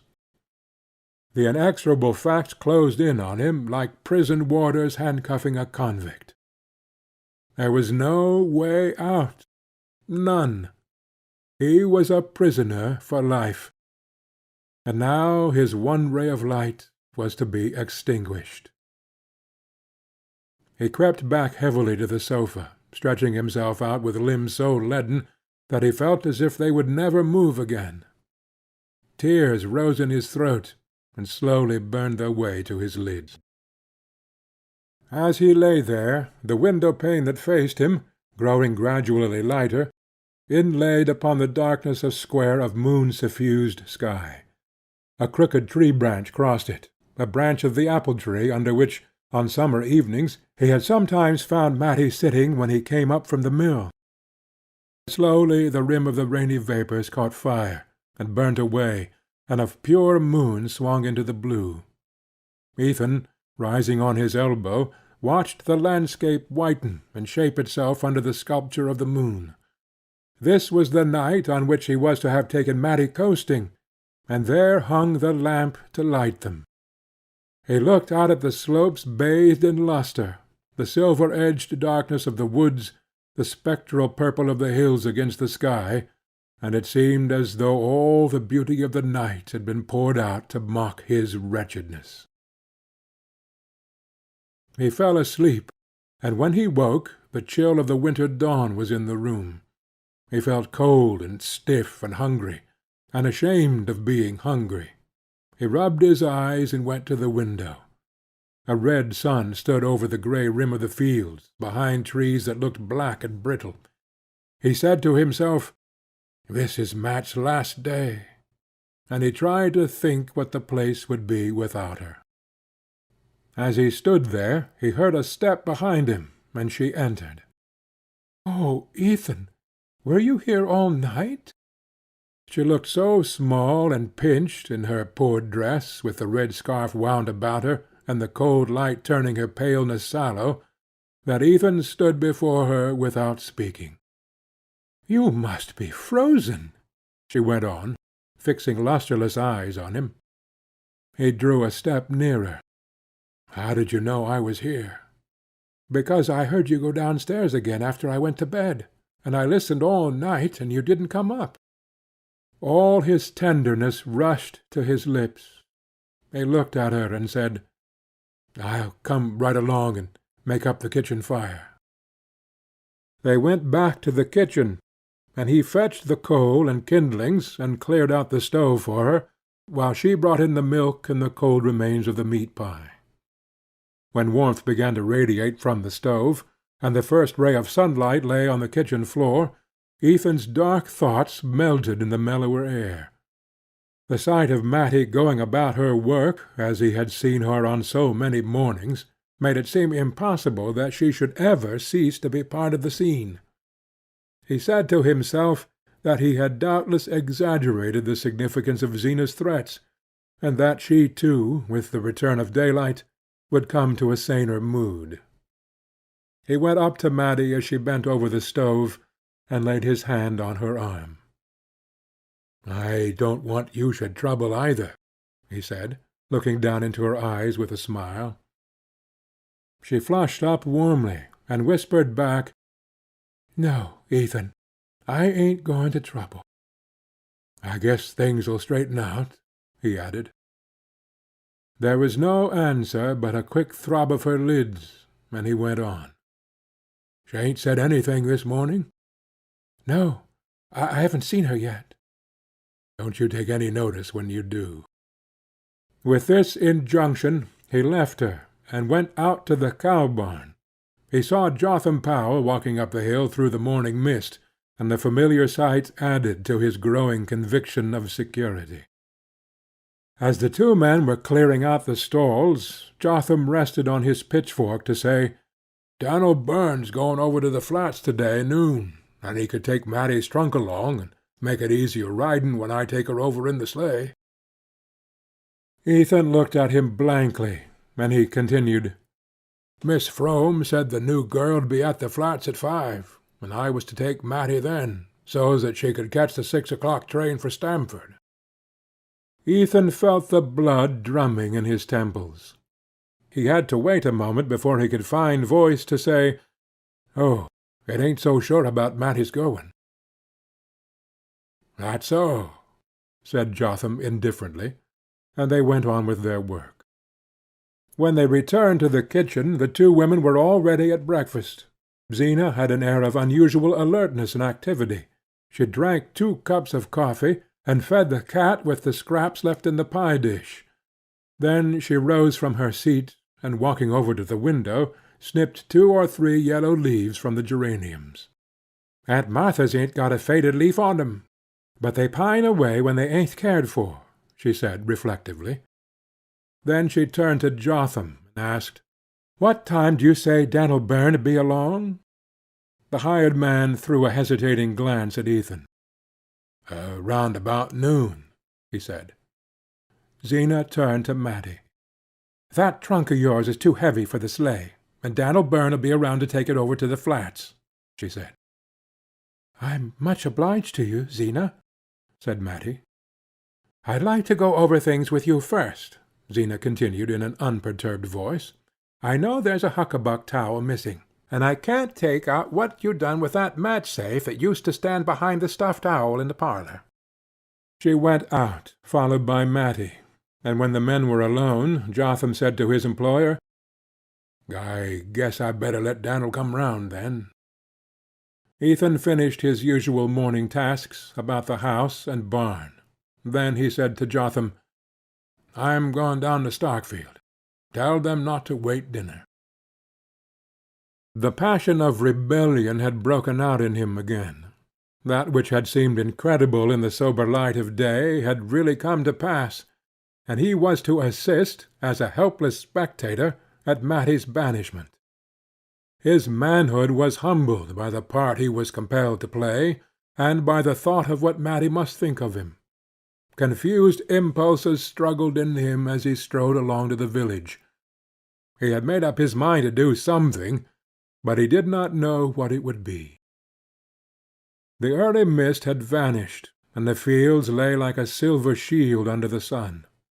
It was one of those days when the glitter of winter shines through a pale haze of spring.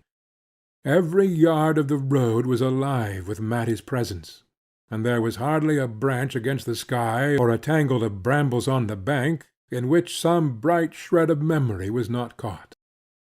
Once, in the stillness, the call of a bird in a mountain ash was so like her laughter that his heart tightened and then grew large, and all these things made him see that something must be done at once.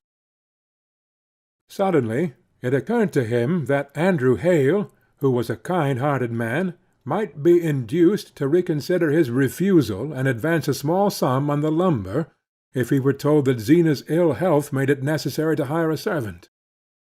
Hale, after all, knew enough of Ethan's situation to make it possible for the latter to renew his appeal without too much loss of pride. And, moreover, how much did pride count in the ebullition of passions in his breast? The more he considered his plan, the more hopeful it seemed.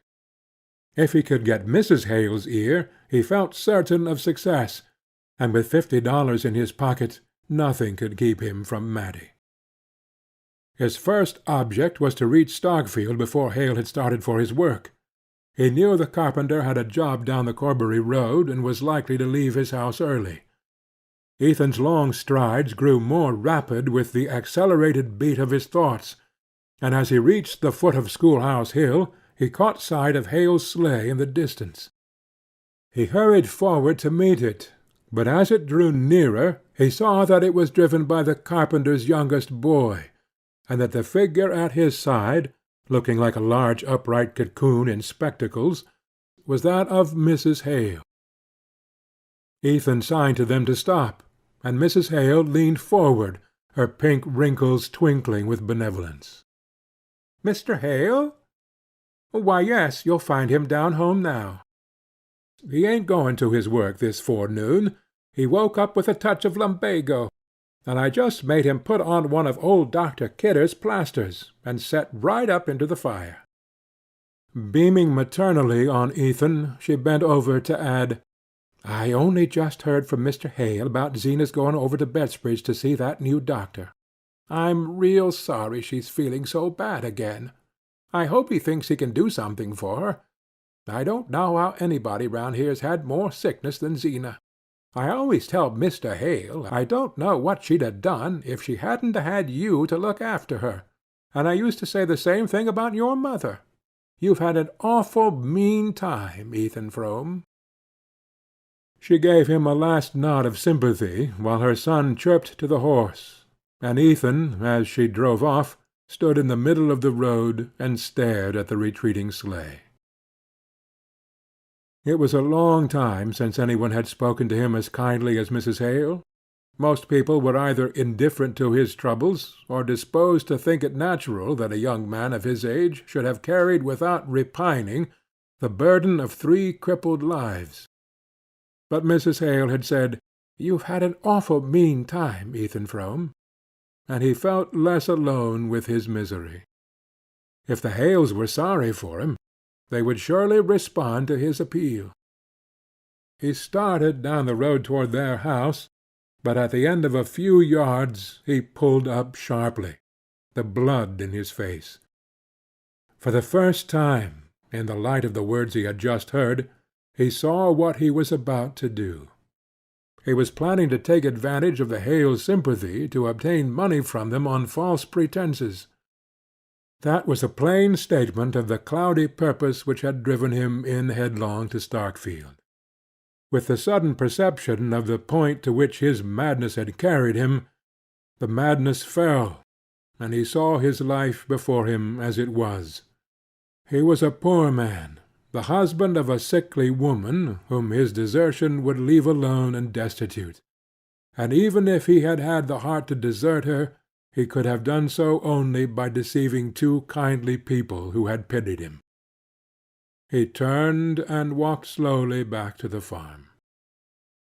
Chapter 8.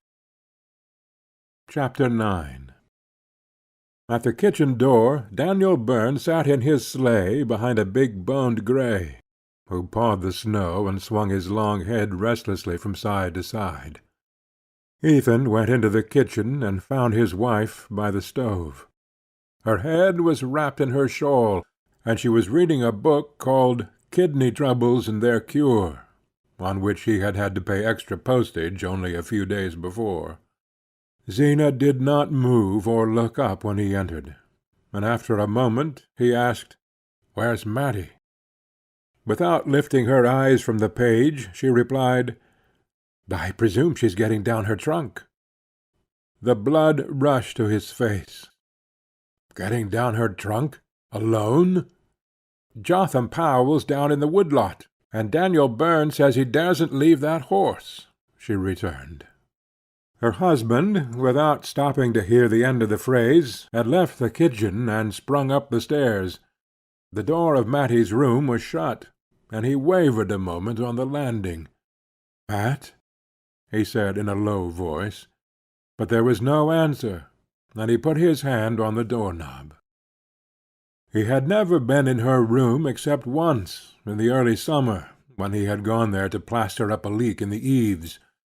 but he remembered exactly how everything had looked: the red and white quilt on her narrow bed, the pretty pincushion on the chest of drawers, and over it the enlarged photograph of her mother, in an oxidized frame, with a bunch of dyed grasses at the back.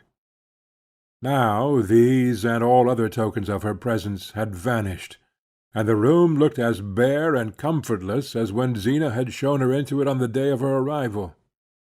In the middle of the floor stood her trunk, and on the trunk she sat in her Sunday dress, her back turned to the door, and her face in her hands.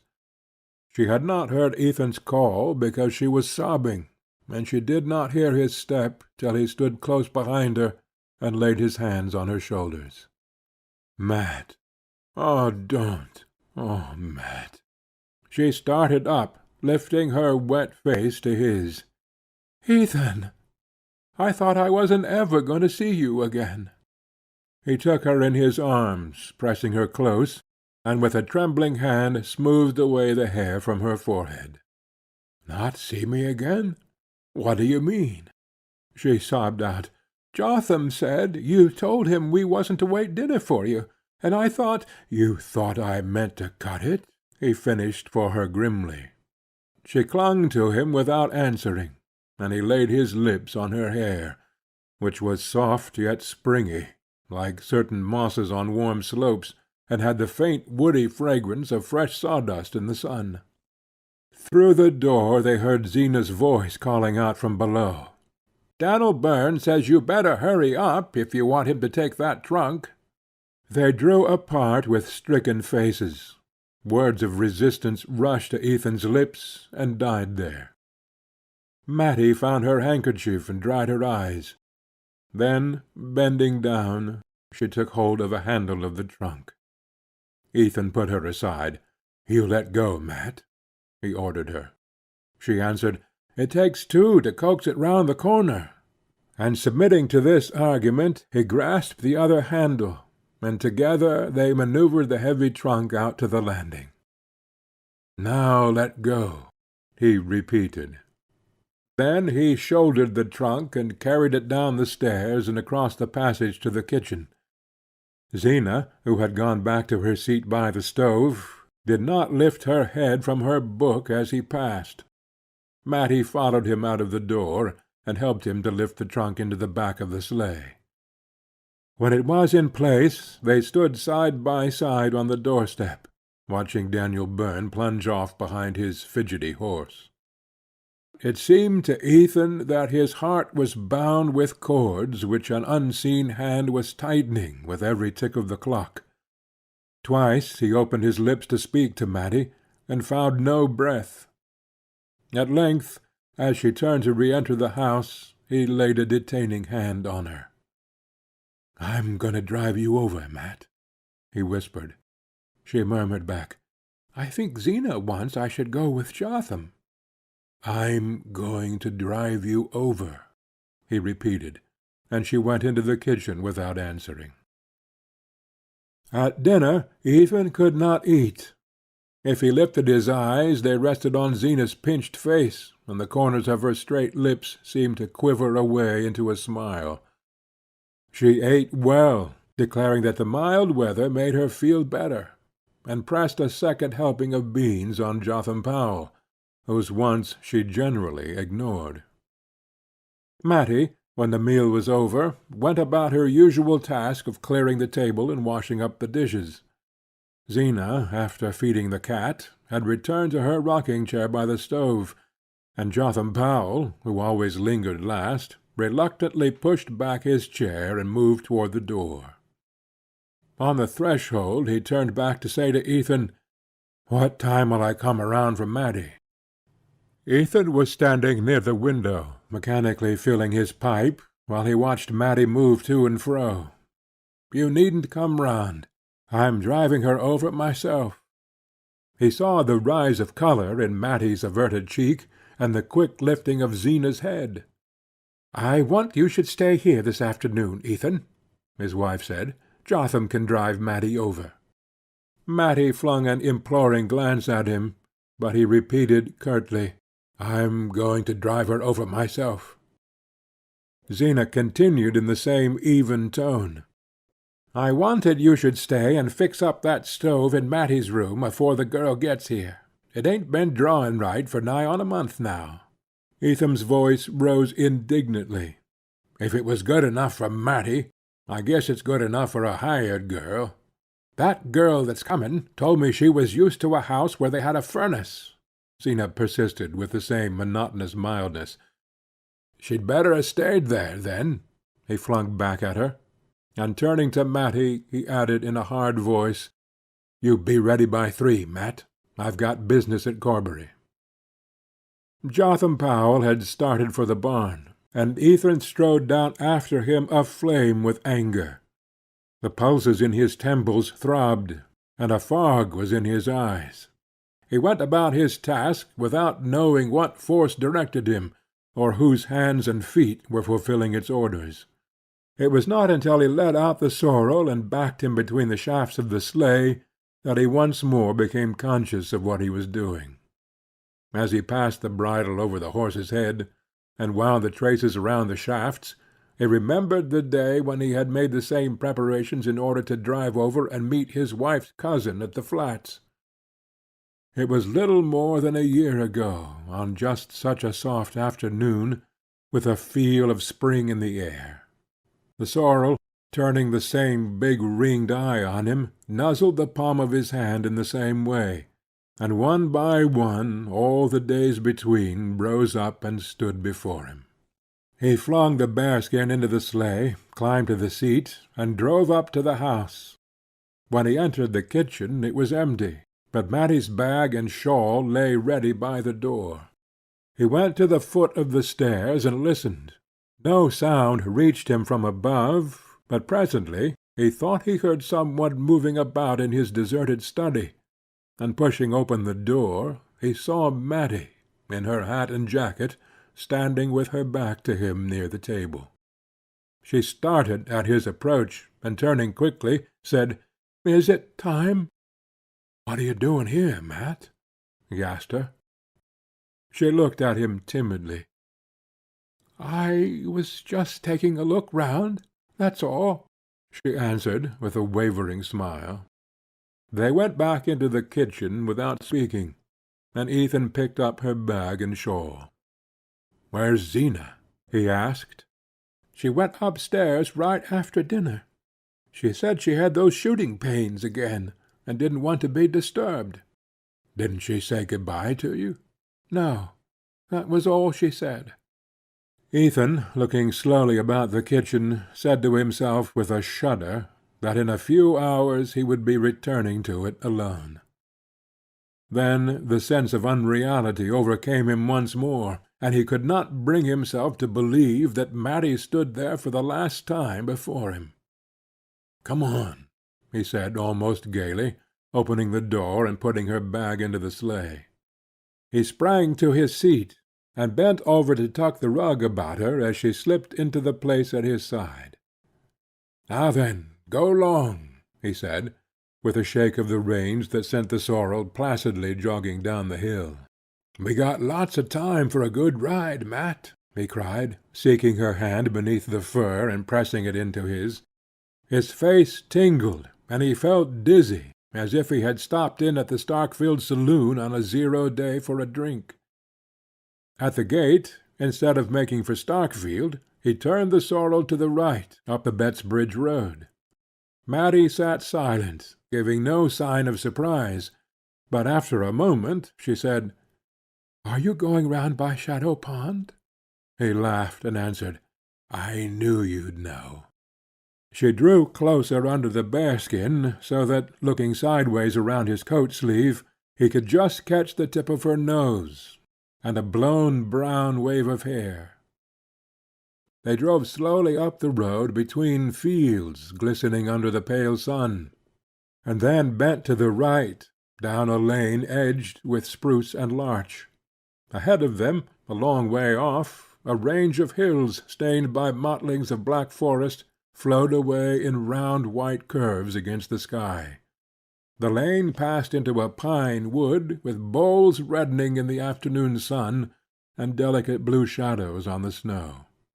As they entered it, the breeze fell, and a warm stillness seemed to drop from the branches with the dropping needles. Here the snow was so pure that the tiny tracks of wood animals had left on it intricate lace-like patterns, and the bluish cones caught in its surface stood out like ornaments of bronze. Ethan drove on in silence till they reached a part of the wood where the pines were more widely spaced. Then he drew up and helped Matty get out of the sleigh. They passed between the aromatic trunks, the snow breaking crisply under their feet, till they came to a small sheet of water with steep wooded sides. Across its frozen surface, from the farther bank, a single hill rising against the western sun threw the long conical shadow which gave the lake its name. It was a shy secret spot, full of the same dumb melancholy that Ethan felt in his heart. He looked up and down the little pebbly beach till his eye lit on a fallen tree-trunk half submerged in snow. "That's where we sat at the picnic," he reminded her.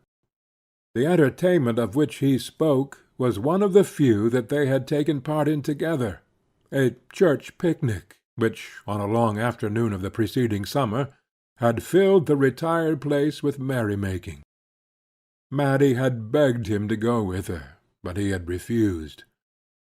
Then, toward sunset, coming down from the mountain where he had been felling timber, he had been caught by some strayed revellers, and drawn into the group by the lake, where Matty, encircled by facetious youths, and bright as a blackberry under her spreading hat, was brewing coffee over a gipsy fire. He remembered the shyness he had felt at approaching her in his uncouth clothes, and then the lighting up of her face, and the way she had broken through the group to come to him with a cup in her hand. They had sat for a few minutes on the fallen log by the pond, and she had missed her gold locket, and set the young man searching for it, and it was Ethan who had spied it in the moss. That was all. But all their intercourse had been made up of just such inarticulate flashes, when they seemed to come suddenly upon happiness, as if they had surprised a butterfly in the winter woods. "It was right there I found your locket," he said, pushing his foot into a dense tuft of blueberry bushes. "I never saw anybody with such sharp eyes," she answered. She sat down on the tree-trunk in the sun, and he sat down beside her. "You were as pretty as a picture in that pink hat," he said. She laughed with pleasure. "Oh, I guess it was the hat," she rejoined. They had never before avowed their inclination so openly, and Ethan, for a moment, had the illusion that he was a free man, wooing the girl he meant to marry. He looked at her hair, and longed to touch it again, and to tell her that it smelt of the woods, but he had never learned to say such things. Suddenly she rose to her feet and said, "We mustn't stay here any longer." He continued to gaze at her vaguely, only half roused from his dream. "There's plenty of time," he answered. They stood looking at each other, as if the eyes of each were straining to absorb and hold fast the other's image. There were things he had to say to her before they parted, but he could not say them in that place of summer memories, and he turned and followed her in silence to the sleigh. As they drove away, the sun sank behind the hill, and the pine boles turned from red to grey. By a devious track between the fields they wound back to the Starkfield road. Under the open sky the light was still clear, with a reflection of cold red on the eastern hills. The clumps of trees in the snow seemed to draw together in ruffled lumps, like birds with their heads under their wings, and the sky, as it paled, rose higher, leaving the earth more alone. As they turned into the Starkfield road, Ethan said, "Mat, what do you mean to do?" She did not answer at once, but at length she said, "I'll try to get a place in a store." "You know you can't do it. The bad air and the standing all day nearly killed you before." I'm a lot stronger than I was before I came to Starkfield. And now you're going to throw away all the good it's done you." There seemed to be no answer to this, and again they drove on for a while without speaking. With every yard of the way, some spot where they had stood and laughed together or been silent clutched at Ethan and dragged him back. "Isn't there any of your father's folks could help you?" "There isn't any of 'em I'd ask." He lowered his voice to say, "You know there's nothing I wouldn't do for you if I could." "I know there isn't." "But I can't." She was silent, but he felt a slight tremor in the shoulder against his. "Oh, Mat," he broke out, "if I could have gone with you now, I'd have done it." She turned to him, pulling a scrap of paper from her breast. "Ethan, I found this," she stammered. Even in the failing light he saw it was the letter to his wife that he had begun the night before and forgotten to destroy. Through his astonishment there ran a fierce thrill of joy. "Mat," he cried, "if I could have done it, would you?" "Oh, Ethan, Ethan, what's the use?" With a sudden movement she tore the letter in shreds and sent them fluttering off into the snow. "Tell me, Mat, tell me," he adjured her. She was silent for a moment. Then she said, in such a low tone that he had to stoop his head to hear her, "I used to think of it sometimes, summer nights, when the moon was so bright I couldn't sleep." His heart reeled with the sweetness of it. "As long ago as that?" She answered, as if the date had long been fixed for her. "The first time was at Shadow Pond." "Was that why you gave me my coffee before the others?" "I don't know. Did I? I was dreadfully put out when you wouldn't go to the picnic with me, and then, when I saw you coming down the road, I thought maybe you'd gone home that way on purpose, and that made me glad." They were silent again.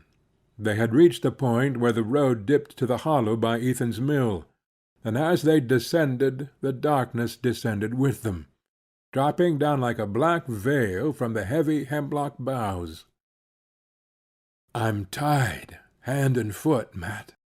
There isn't a thing I can do," he began again. "You must write to me sometimes, Ethan." "What good'll writing do? I want to put my hand out and touch you.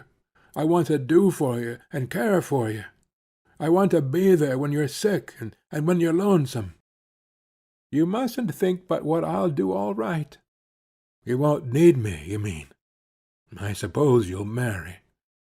"Oh, Ethan!" she cried. "I don't know how it is you make me feel, Mat. I'd almost rather have you dead than that." "Oh, I wish I was! I wish I was!" she sobbed. The sound of her weeping shook him out of his dark anger, and he felt ashamed. "Don't let's talk that way," he whispered. "Why shouldn't we, when it's true? I've been wishing it every minute of the day. Mat, you be quiet. Don't you say it. There's never anybody been good to me but you." "Don't say that either, when I can't lift a hand for you." "Yes, but it's true just the same." They had reached the top of Schoolhouse Hill, and Starkfield lay below them in the twilight. A cutter, mounting the road from the village, passed them by in a joyous flutter of bells, and they straightened themselves and looked ahead with rigid faces. Along the main street lights had begun to shine from the house fronts, and stray figures were turning in here and there at the gates. Ethan, with a touch of his whip, roused the sorrel to a languid trot. As they drew near the end of the village, the cries of children reached them, and they saw a knot of boys, with sleds behind them, scattering across the open space before the church. "I guess this'll be their last coast for a day or two," Ethan said, looking up at the mild sky. Matty was silent, and he added, "We were to have gone down last night." Still she did not speak, and, prompted by an obscure desire to help himself and her through their miserable last hour, he went on discursively, "Ain't it funny we haven't been down together but just that once last winter?" She answered, "It wasn't often I got down to the village." "That's so," he said. They had reached the crest of the Corbury road, and between the indistinct white glimmer of the church and the black curtain of the Varnum spruces, the slope stretched away below them, without a sled on its length.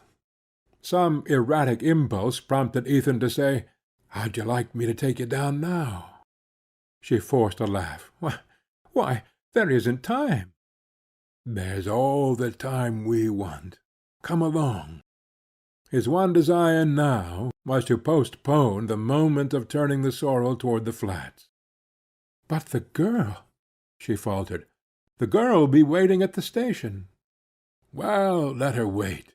You'd have to, if she didn't. Come." The note of authority in his voice seemed to subdue her, and when he had jumped from the sleigh she let him help her out, saying only with a vague feint of reluctance, "But there isn't a sled round anywheres." "Yes, there is. Right over there under the spruces." He threw the bearskin over the sorrel, who stood passively by the roadside, hanging a meditative head. Then he caught Matty's hand and drew her after him toward the sled. She seated herself obediently, and he took his place behind her, so close that her hair brushed his face. "All right, Mat?" he called out, as if the width of the road had been between them. She turned her head to say, "It's dreadfully dark. Are you sure you can see?" He laughed contemptuously. "I could go down this coast with my eyes tied." And she laughed with him, as if she liked his audacity.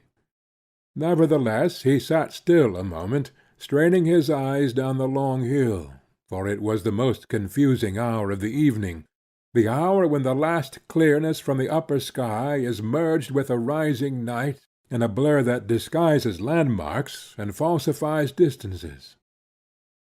"Now!" he cried. The sled started with a bound, and they flew on through the dusk, gathering smoothness and speed as they went, with the hollow night opening out below them, and the air singing by like an organ. Matty sat perfectly still, but as they reached the bend at the foot of the hill, where the big elm thrust out a deadly elbow, he fancied that she shrank a little closer. "Don't be scared, Mat," he cried exultantly, as they spun safely past it and flew down the second slope, and when they reached the level ground beyond, and the speed of the sled began to slacken, he heard her give a little laugh of glee. They sprang off, and started to walk back up the hill. Ethan dragged the sled with one hand, and passed the other through Matty's arm. "Were you scared I'd run you into the elm?" he asked with a boyish laugh. "I told you I was never scared with you," she answered. The strange exaltation of his mood had brought on one of his rare fits of boastfulness. "It's a tricky place, though. The least swerve, and we'd never a come up again. But I can measure distances to a hair's breadth. Always could." She murmured, "I always say you've got the surest eye." Deep silence had fallen with the starless dusk, and they leaned on each other without speaking. But at every step of their climb Ethan said to himself, "It's the last time we'll ever walk together." They mounted slowly to the top of the hill. When they were abreast of the church, he stooped his head to her to ask, "Are you tired?" And she answered, breathing quickly, "It was splendid." With a pressure of his arm he guided her toward the Norway spruces. "I guess this sled must be Ned Hale's. Anyway, I'll leave it where I found it." He drew the sled up to the Varnum gate and rested it against the fence. As he raised himself, he suddenly felt Matty close to him among the shadows. "Is this where Ned and Ruth kissed each other?" she whispered breathlessly, and flung her arms about him. Her lips, groping for his, swept over his face, and he held her fast in a rapture of surprise. "Good-bye, good-bye," she stammered, and kissed him again. "Oh, Matt, I can't let you go," broke from him in the same old cry. She freed herself from his hold, and he heard her sobbing. "Oh, I can't go either," she wailed. "Matt, what'll we do? What'll we do?" They clung to each other's hands like children, and her body shook with desperate sobs. Through the stillness they heard the church clock striking 5. "Oh, Ethan, it's time," she cried. He drew her back to him. "Time for what? You don't suppose I'm going to leave you now? If I missed my train, where'd I go?" "Where are you going if you catch it?" She stood silent, her hands lying cold and relaxed in his.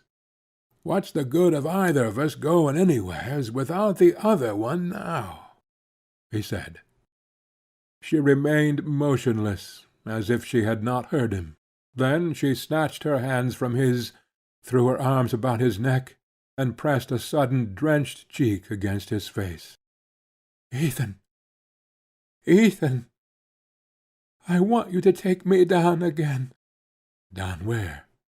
"The coast. Right off," she panted, "so that we'll never come up any more."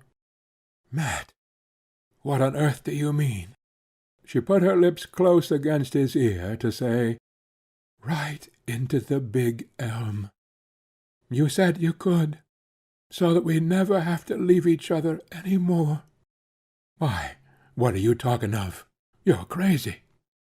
"I'm not crazy, but I will be if I leave you." "Oh, Matt, Matt," he groaned. She tightened her fierce hold about his neck. Her face lay close to his face. "Ethan, where will I go if I leave you? I don't know how to get along alone. You said so yourself just now. Nobody but you was ever good to me. And there'll be that strange girl in the house, and she'll sleep in my bed, where I used to lay nights and listen to hear you come up the stairs." The words were like fragments torn from his heart. With them came the hated vision of the house he was going back to, of the stairs he would have to go up every night, of the woman who would wait for him there.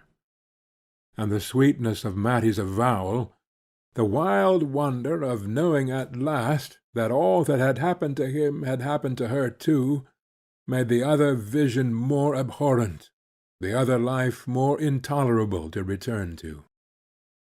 Her pleadings still came to him between short sobs, but he no longer heard what she was saying. Her hat had slipped back, and he was stroking her hair.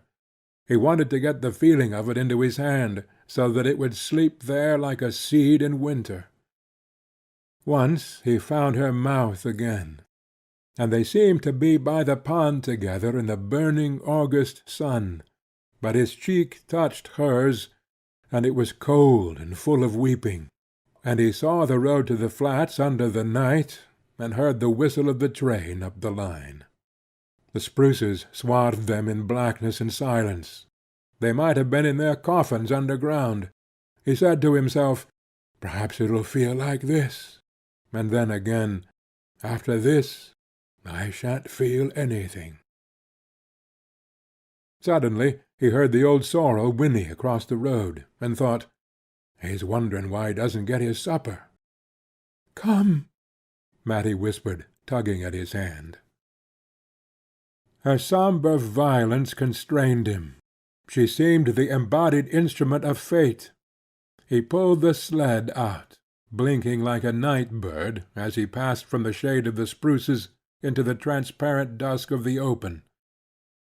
The slope below them was deserted. All Starkfield was at supper, and not a figure crossed the open space before the church. The sky, swollen with the clouds that announce a thaw, hung as low as before a summer storm. He strained his eyes through the dimness, and they seemed less keen, less capable than usual. He took his seat on the sled, and Matty instantly placed herself in front of him. Her hat had fallen into the snow, and his lips were in her hair. He stretched out his legs, drove his heels into the road to keep the sled from slipping forward, and bent her head back between his hands. Then, suddenly, he sprang up again. "Get up," he ordered her. It was the tone she always heeded, but she cowered down in her seat, repeating vehemently, "No, no, no." "Get up." "Why?" "I want to sit in front." "No, no. How can you steer in front?" "I don't have to. We'll follow the track." They spoke in smothered whispers, as though the night were listening. "Get up, get up," he urged her, but she kept on repeating, "Why do you want to sit in front?" Because I want to feel you holding me," he stammered, and dragged her to her feet. The answer seemed to satisfy her, or else she yielded to the power of his voice. He bent down, feeling in the obscurity for the glassy slide worn by preceding coasters, and placed the runners carefully between its edges. She waited while he seated himself with crossed legs in the front of the sled. Then she crouched quickly down at his back, and clasped her arms about him. Her breath in his neck set him shuddering again, and he almost sprang from his seat. But in a flash he remembered the alternative. She was right. This was better than parting. He leaned back and drew her mouth to his. Just as they started, he heard the sorrel's whinny again, and the familiar wistful call, and all the confused images it brought with it, went with him down the first reach of the road. Half-way down there was a sudden drop, then a rise, and after that another long delirious descent. As they took wing for this, it seemed to him that they were flying indeed, flying far up into the cloudy night, with Starkfield immeasurably below them, falling away like a speck in space. Then the big elm shot up ahead, lying in wait for them at the bend of the road, and he said between his teeth, "We can fetch it. I know we can fetch it." As they flew toward the tree, Matty pressed her arms tighter, and her blood seemed to be in his veins. Once or twice the sled swerved a little under them. He slanted his body to keep it headed for the elm, repeating to himself again and again, "I know we can fetch it." And little phrases she had spoken ran through his head and danced before him on the air. The big tree loomed bigger and closer, and as they bore down on it, he thought, "It's waiting for us. It seems to know." But suddenly his wife's face, with twisted monstrous lineaments, thrust itself between him and his goal, and he made an instinctive movement to brush it aside. The sled swerved in response, but he righted again, kept it straight, and drove down on the black projecting mass. There was a last instant when the air shot past him like millions of fiery wires, and then the elm. The sky was still thick, but looking straight up he saw a single star, and tried vaguely to reckon whether it was Sirius or... The effort tired him too much, and he closed his heavy lids and thought that he would sleep. The stillness was so profound that he heard a little animal twittering somewhere near by under the snow. It made a small frightened cheep like a field mouse, and he wondered languidly if it were hurt. Then he understood that it must be in pain, pain so excruciating that he seemed mysteriously to feel it shooting through his body. He tried in vain to roll over in the direction of the sound, and stretched his left arm out across the snow. And now it was as though he felt rather than heard the twittering. It seemed to be under his palm, which rested on something soft and springy. The thought of the animal's suffering was intolerable to him, and he struggled to raise himself, and could not, because a rock or some huge mass seemed to be lying on him. But he continued to finger about cautiously with his left hand, thinking he might get hold of the little creature and help it. And all at once he knew that the soft thing he had touched was Matty's hair, and that his hand was on her face. He dragged himself to his knees, the monstrous load on him moving with him as he moved, and his hand went over and over her face, and he felt that the twittering came from her lips. He got his face down close to hers, with his ear to her mouth, and in the darkness he saw her eyes open, and heard her say his name. "Oh, Mat, I thought we'd fetched it," he moaned. And far off, up the hill, he heard the sorrel whinny, and thought, "I ought to be getting him his feed." The querulous drone ceased as I entered Frome's kitchen, and of the two women sitting there, I could not tell which had been the speaker. One of them, on my appearing, raised her tall bony figure from her seat, not as if to welcome me, for she threw me no more than a brief glance of surprise, but simply to set about preparing the meal which Frome's absence had delayed. A slatternly calico wrapper hung from her shoulders, and the wisps of her thin grey hair were drawn away from a high forehead, and fastened at the back by a broken comb. She had pale opaque eyes, which revealed nothing and reflected nothing, and her narrow lips were of the same sallow colour as her face. The other woman was much smaller and slighter. She sat huddled in an arm-chair near the stove, and when I came in she moved her head quickly toward me, without the least corresponding movement of her body. Her hair was as grey as her companion's, her face as bloodless and shrivelled, but amber-tinted, with swarthy shadows sharpening the nose and hollowing the temples. Under her shapeless dress her body kept its limp immobility, and her dark eyes had the bright witch-like stare that disease of the spine sometimes gives. Even for that part of the country the kitchen was a poor-looking place. With the exception of the dark-eyed woman's chair, which looked like a soiled relic of luxury bought at a country auction, the furniture was of the roughest kind.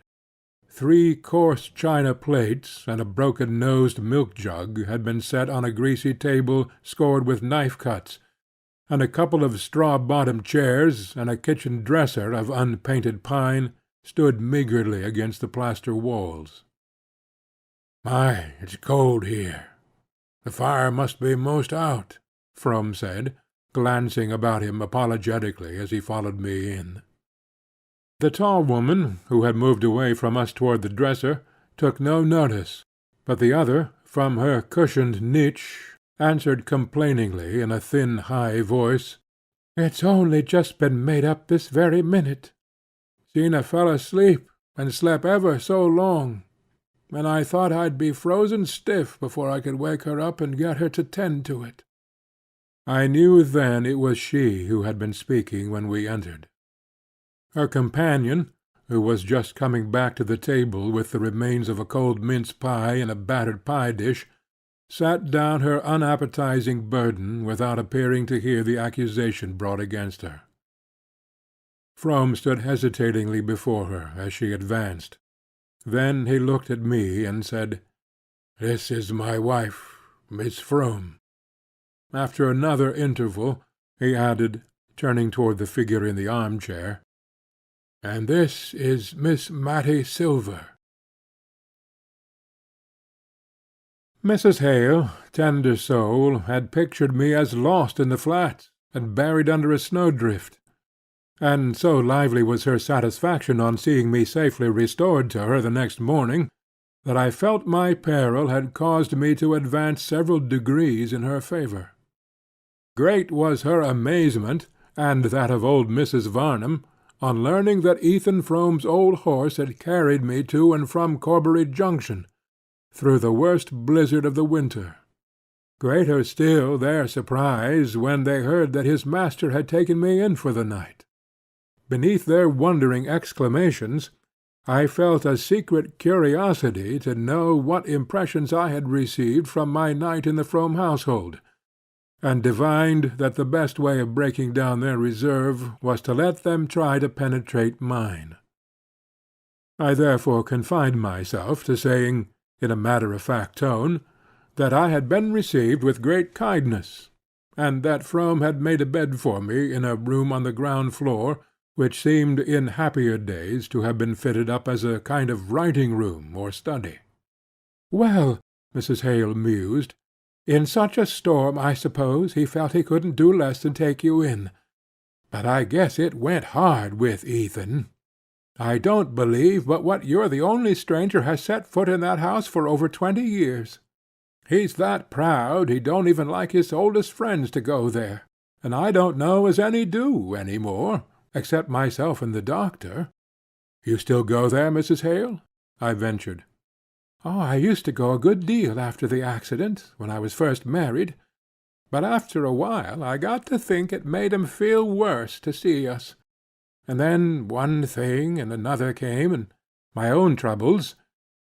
But I generally make out to drive over there round New Year's, and once in the summer. Only I always try to pick a day when Ethan's off somewheres. It's bad enough to see the two women sitting there, but his face, when he looks round that bare place, just kills me.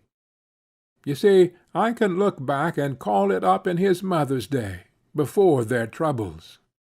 Old Mrs. Varnum by this time had gone up to bed, and her daughter and I were sitting alone, after supper, in the austere seclusion of the horsehair parlour. Mrs. Hale glanced at me tentatively, as though trying to see how much footing my conjectures gave her, and I guessed that if she had kept silence till now, it was because she had been waiting, through all the years, for some one who should see what she alone had seen. I waited to let her trust in me gather strength before I said, "Yes, it's pretty bad, seeing all three of them there together." She drew her mild brows into a frown of pain.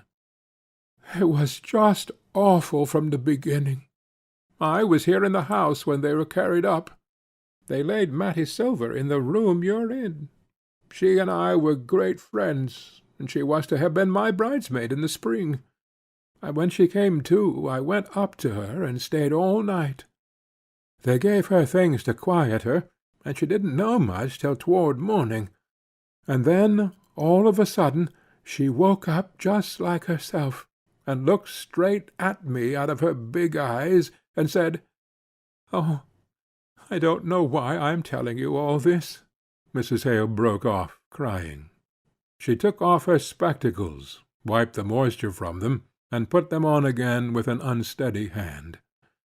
"It got about the next day," she went on, "that Zena Frome had sent Matty off in a hurry because she had a hired girl coming, and the folks here could never rightly tell what she and Ethan were doing that night coasting, when they'd thought to have been on their way to the flats to catch the train. I never knew what Zena thought. I don't to this day. Nobody knows Zena's thoughts. Anyhow, when she heard of the accident, she came right in and stayed with Ethan over to the minister's, where they'd carried him. And as soon as the doctor said that Matty could be moved, Zena sent for her, and took her back to the farm. And there she's been ever since?" Mrs. Hale answered simply, "There was nowhere else for her to go."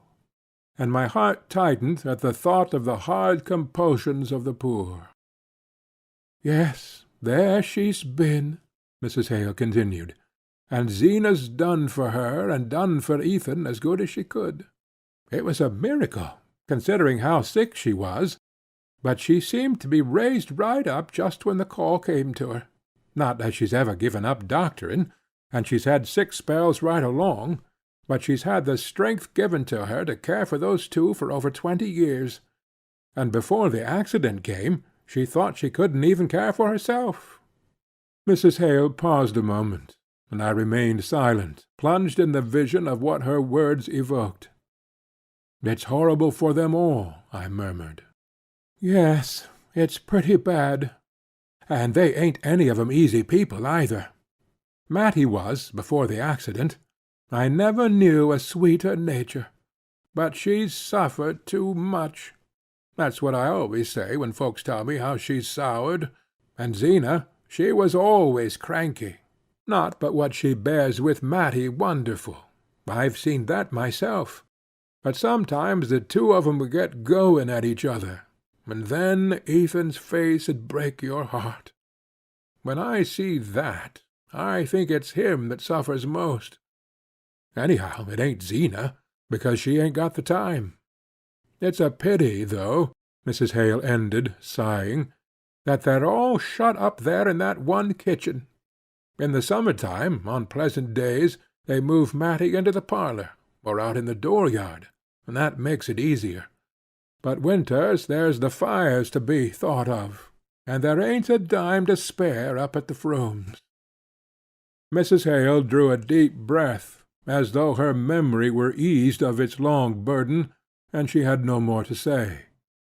But suddenly an impulse of complete avowal seized her. She took off her spectacles again, leaned toward me against the bead-work table-cover, and went on with a lowered voice. "There was one day, about a week after the accident, when they all thought Matty couldn't live. Well, I say it's a pity she did. I said it right out to our minister once, and he was shocked at me. Only he wasn't with me that morning when she first came to. And I say, if she had died, Ethan might have lived. And the way they are now, I don't see there's much difference between the Fromes up at the farm and the Fromes down in the graveyard. 'Cept down there they're all quiet, and the women have got to hold their tongues." End of Chapter 9. End of Ethan Frome, by Edith Wharton.